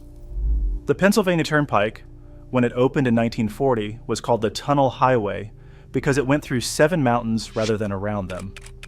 Blue Mountain, Kittatinny, Tuscarora, Sidling Hill, Rays Hill, Allegheny Mountain, Laurel Hill. 7 tunnels cut through 7 ridges because there was no other way through. What that geography produced for motorcycle riders in the 1970s was this: road quality that varied from genuinely excellent to genuinely dangerous within the same 10-mile stretch, whether that could change from clear to ice in 30 minutes at elevation, distances between towns that meant a breakdown was a genuine problem rather than an inconvenience, and road surfaces in the coal country that were actively damaged by the weight of coal trucks running the same routes every day for 50 years. But it also produced this: Route 6 across the northern tier, 240 miles from Irvine to Clark Summit, through the Pocono Mountains, through farmland and forest, and the Pennsylvania Grand Canyon at Pine Creek Gorge, the kind of road that makes a rider understand why they started. Route 44 from Potter County south through the Allegheny National Forest, designated the Highway to the Stars because the light pollution is so low, you can see the Milky Way from the road on a clear night. The stars. The Laurel Highlands stretch on Route 711 and 381, 68 miles through mountain country near Ohiopyle, where Frank Lloyd Wright built falling water directly over a waterfall in 1935 because he said the site demanded it. And Route 30, the Lincoln Highway, Philadelphia to Pittsburgh, 294 miles. The first transcontinental highway in America opened in 1913, following a British military trail built by General Forbes in 1758 during the French and Indian War. In Pennsylvania, it followed the Old Lancaster Pike, the first paved road in America, completed in 1796, through Lancaster and Gettysburg and Chambersburg and the Laurel Highlands into Pittsburgh, every mile of it carrying 300 years of American movement. The Lancaster, A California rider had beautiful roads and perfect weather. A Pennsylvania rider had Route 44 at night, under a sky full of stars after riding through a mountain rainstorm that soaked through everything, with 40 miles still to go, and a shovelhead that had been making a noise since Renovo that probably wasn't serious but definitely needed attention when he got home. The California rider had the better afternoon. The Pennsylvania rider had the better story. To understand the motorcycle culture of the 1970s, Pennsylvania, you have to understand what was happening economically in that specific decade. Because the 1970s were the last good years, and the people living in them mostly didn't know that yet. In 1973, the United Steelworkers Union and the major steel producers negotiated what historians have called the most generous labor contract in American history. American steelworkers became among the highest paid industrial workers on the planet. A man working a furnace in the Mon Valley or on the floor at Bethlehem Steel in the Lehigh Valley was earning wages that put him solidly in the American middle class. He owned his house. He was paying into a pension. His kids were going to college. And he had a Saturday. Bethlehem Steel, headquartered in Bethlehem in the Lehigh Valley, was the #2 steel producer in the nation. At its peak, it employed generations of the same families, fathers and sons and grandsons, who learned the same processes in the same buildings. The blast furnaces along the Lehigh River ran continuously. The company had built 80% of New York's skyscrapers, the Ben Franklin Bridge, the George Washington Bridge, the Golden Gate. Bethlehem Steel was in the bones of American infrastructure. Pittsburgh's Mon Valley was the other anchor.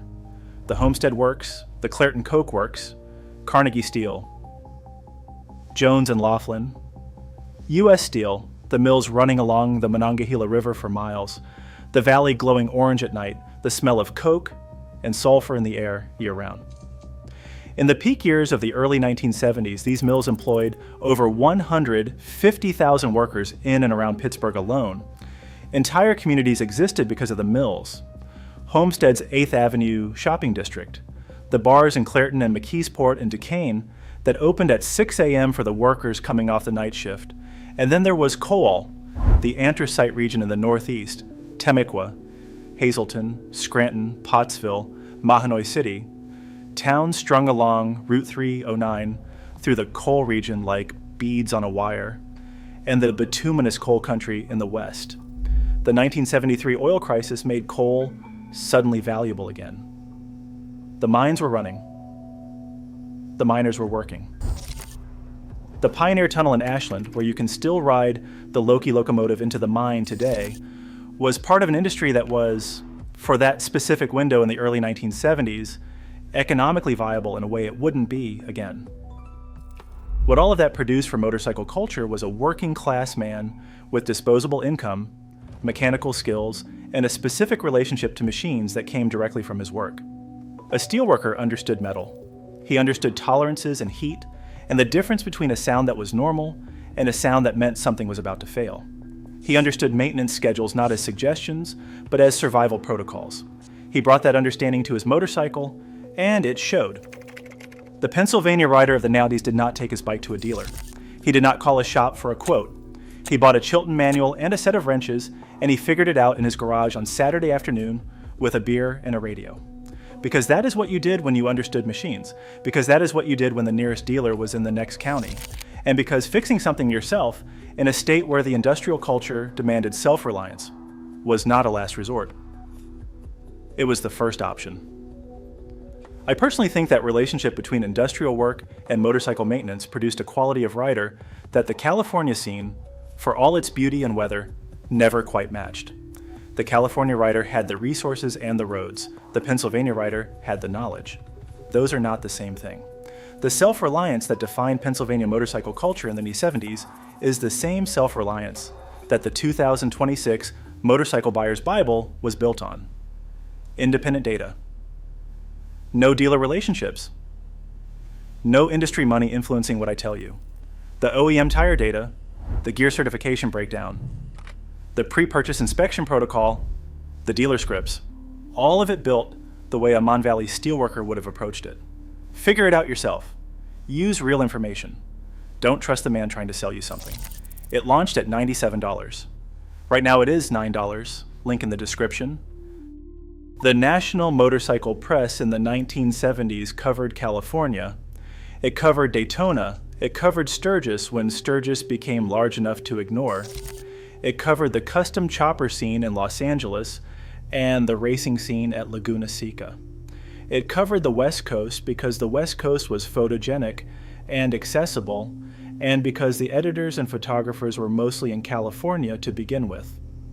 What it did not cover was Route 309 through the coal region on a November afternoon when the sky was the color of the inside of a mine and the temperature had dropped 15 degrees in an hour, and the road through Tamaqua had a crack in it from the coal trucks that would put you down if you hit it at the wrong angle.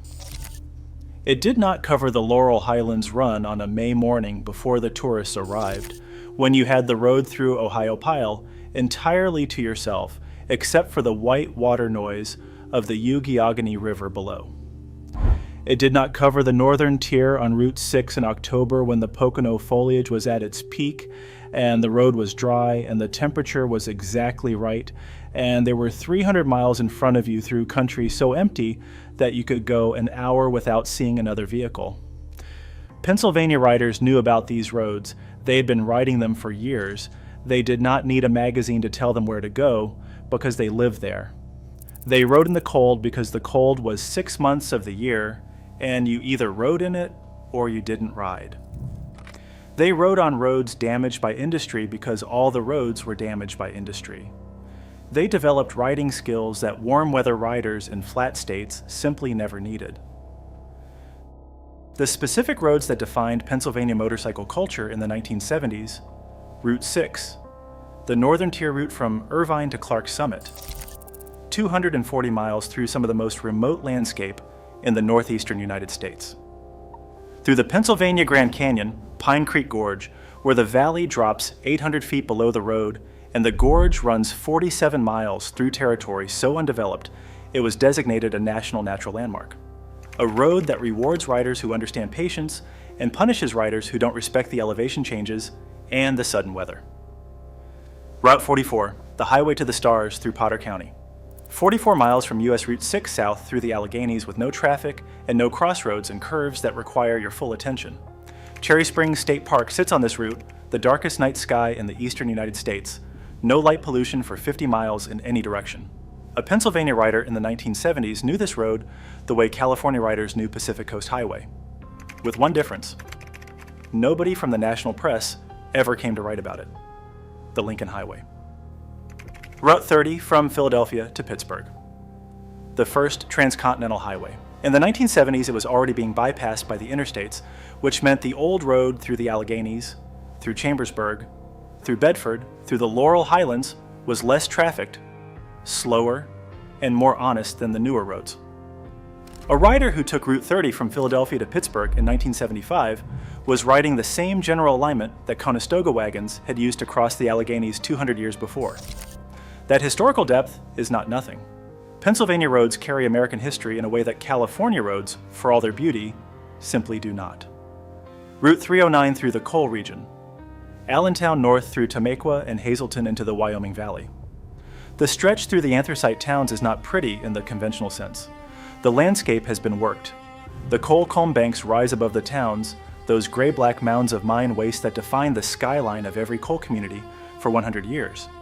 The towns have the specific gravity of places built for a purpose that is slowly failing. But the road itself, in the mountains between the valley floors, is challenging and specific in a way that flat roads never are. And the riders who knew it were the riders who lived in those coal towns, who had been riding these roads since they were old enough to ride.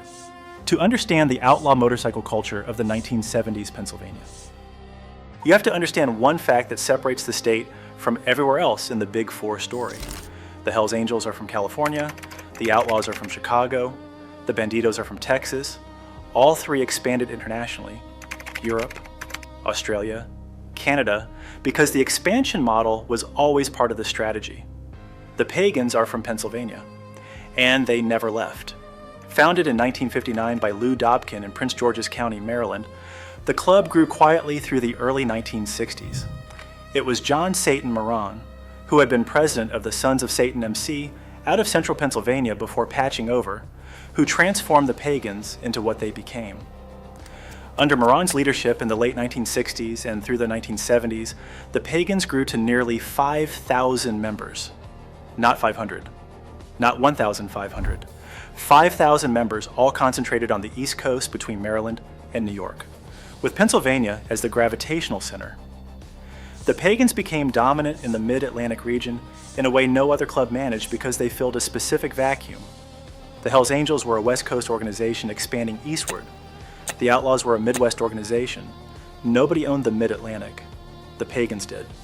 Philadelphia, Pittsburgh, Delaware County, the industrial corridor between the two cities, the coal towns of the anthracite region, the club's leadership, the mother club, always exactly 13 members, always moving, never in a fixed location, was traditionally based in central Pennsylvania.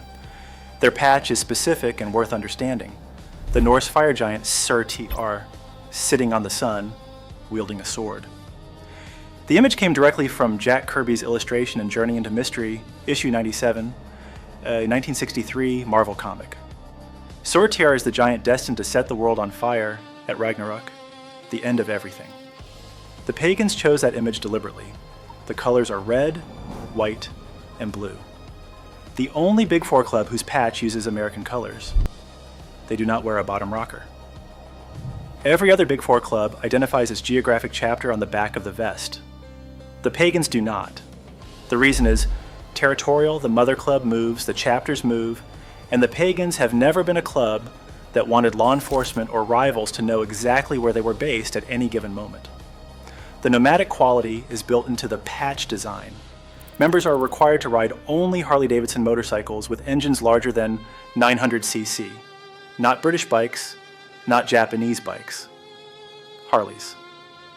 The industrial corridor of the East Coast ran on American iron in the 1970s, and the Pagans reflected that culture exactly. The Warlocks MC, founded in Philadelphia in 1967, controlled the Delaware Valley and provided the primary territorial competition the Pagans faced in their home state.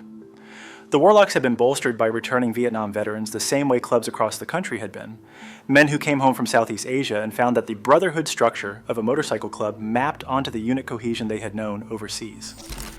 By 1977, the two clubs were engaged in documented territorial conflict across South Jersey, Delaware County, and the Philadelphia corridor that produced federal indictments and set the pattern for East Coast outlaw motorcycle warfare through the next decade. The Pagans in the 1970s were not a media story the way the Hells Angels were a media story. Hunter Thompson had written about the Angels. Hollywood had made films. The national consciousness had a picture of the California Outlaw Club that it simply did not have of the Pennsylvania one. The Pagans operated in the industrial East in communities that the cultural press did not cover, in a decade when the national narrative about motorcycle culture was still being written from the West Coast perspective. The 5,000 working-class riders in blue denim vests riding Harleys through the coal towns and steel mill corridors of Pennsylvania were the most powerful outlaw motorcycle presence on the East Coast, and the national motorcycle press barely knew their names. That is the Pennsylvania story in miniature. The most significant thing happening in the room, and nobody from outside the room was paying attention. I want to be direct about something before we finish this story. The 1970s motorcycle culture of Pennsylvania was built on a foundation that was already cracking by the time the decade ended.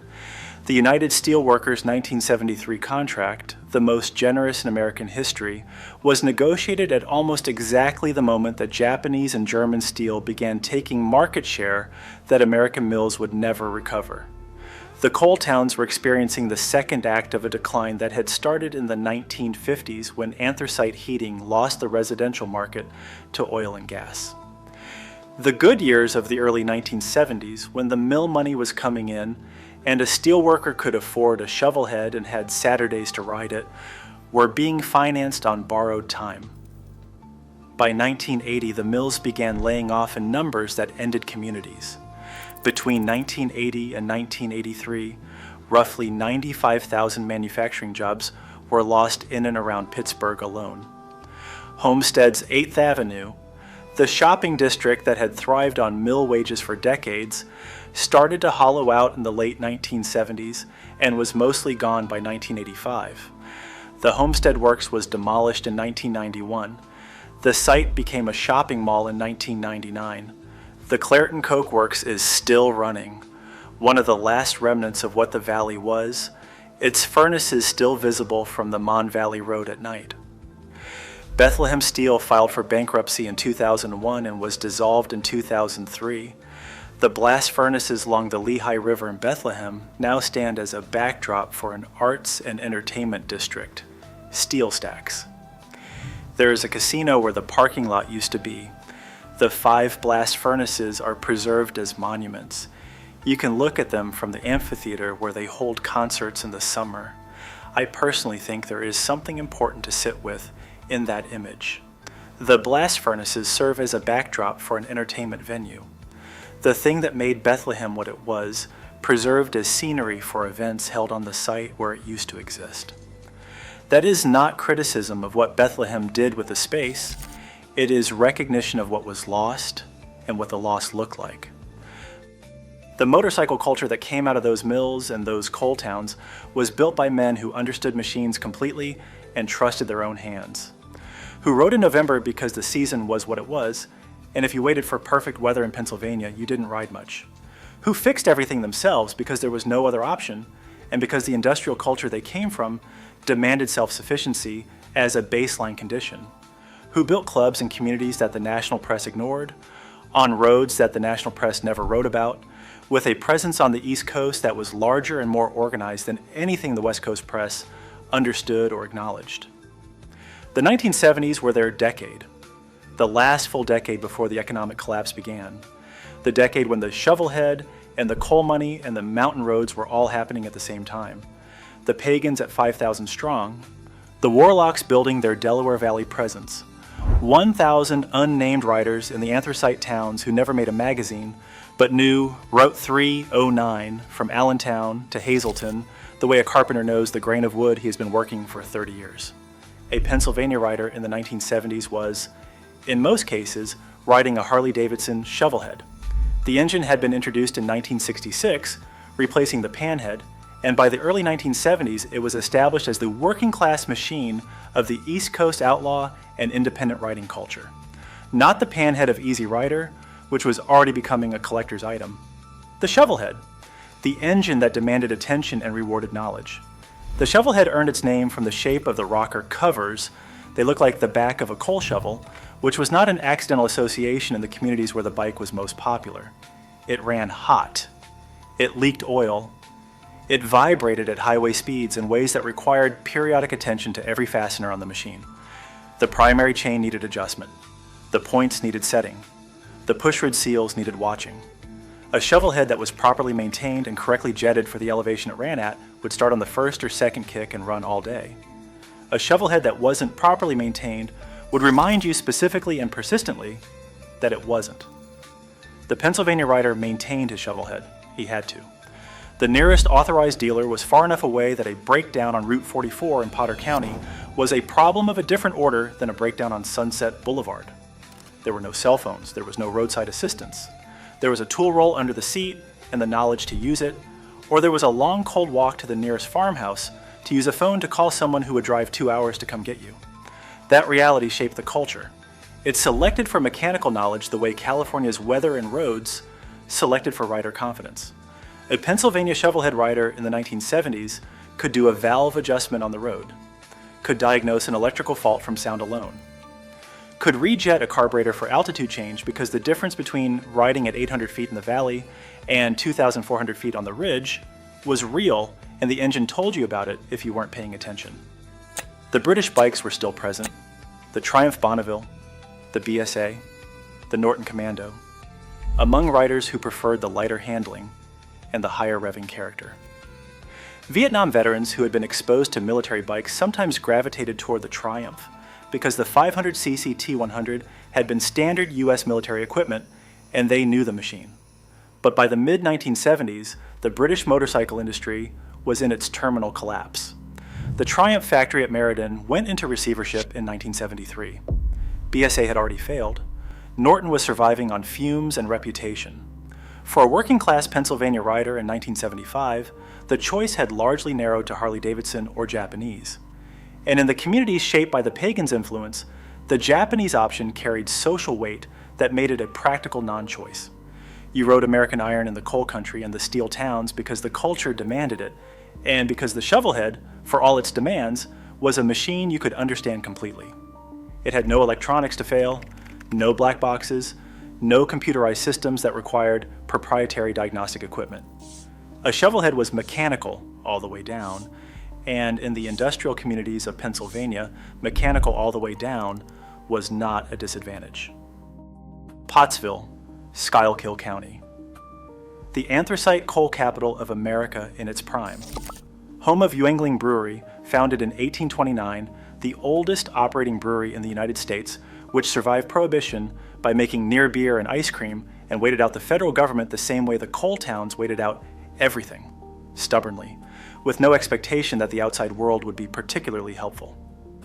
In the 1970s, Yuengling was still primarily a regional beer, sold in the bars and restaurants of the coal towns by men who had been drinking it since before they were old enough to legally drink it. The lager was part of the landscape, the way the calm banks were part of the landscape. You did not need to explain it to anyone who lived within 50 miles. You only needed to explain it to outsiders, and outsiders didn't come to Pottsville much.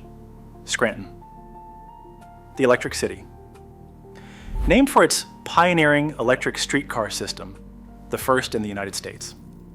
By the 1970s, the anthracite economy that had built Scranton was in its second generation of decline, and the city was running on institutional momentum and the particular stubbornness of northeastern Pennsylvania. The Lackawanna coal mine in nearby Scranton, where you can still descend into a working mine today, gives you a physical understanding of what the work was. The darkness, the coal dust, the specific weight of being underground. A man who spent his working life in that darkness had a specific relationship with open sky and open road that you cannot fully understand without understanding what he was coming from. Jim Thorpe. Named for the greatest athlete of the 20th century, buried there at the request of two Pennsylvania towns that merged and took his name in exchange for the right to keep his body when his widow agreed to the arrangement in 1954 over the objections of his family who wanted him buried in Oklahoma. Jim Thorpe never lived in the Lehigh Valley. He never expressed a wish to be buried there. His son spent decades trying to move his remains to Oklahoma, where the Sac and Fox Nation had planned a memorial. They never succeeded. Jim Thorpe's body is in the Lehigh Valley because two Pennsylvania towns needed a tourism anchor and were willing to fight for it legally. The story, the specific Pennsylvania quality of acquiring something useful by whatever means are available and holding on to it with absolute stubbornness, is embedded in the landscape the way coal is embedded in the landscape. The writers who came from Jim Thorpe, from the Lehigh Valley, from the Pocono mountain towns, knew the terrain of their country in the specific way that people who have lived somewhere their whole lives know terrain. Not as geography, but as memory. That corner where the road goes left unexpectedly, but always has. That stretch where the frost heaves come up in March and disappear by May. That diner in Mauch Chunk, the old name for Jim Thorpe, which nobody who grew up there actually used, that opened at 5 in the morning and closed at 2 in the afternoon and had the best pie in Carbon County and no sign out front. That is the Pennsylvania motorcycle culture of the 1970s. It does not photograph easily. It does not reduce to a slogan or a single defining image. It is weight and knowledge and stubbornness and a shovelhead that starts on the second kick because you know exactly what it needs and you gave it that.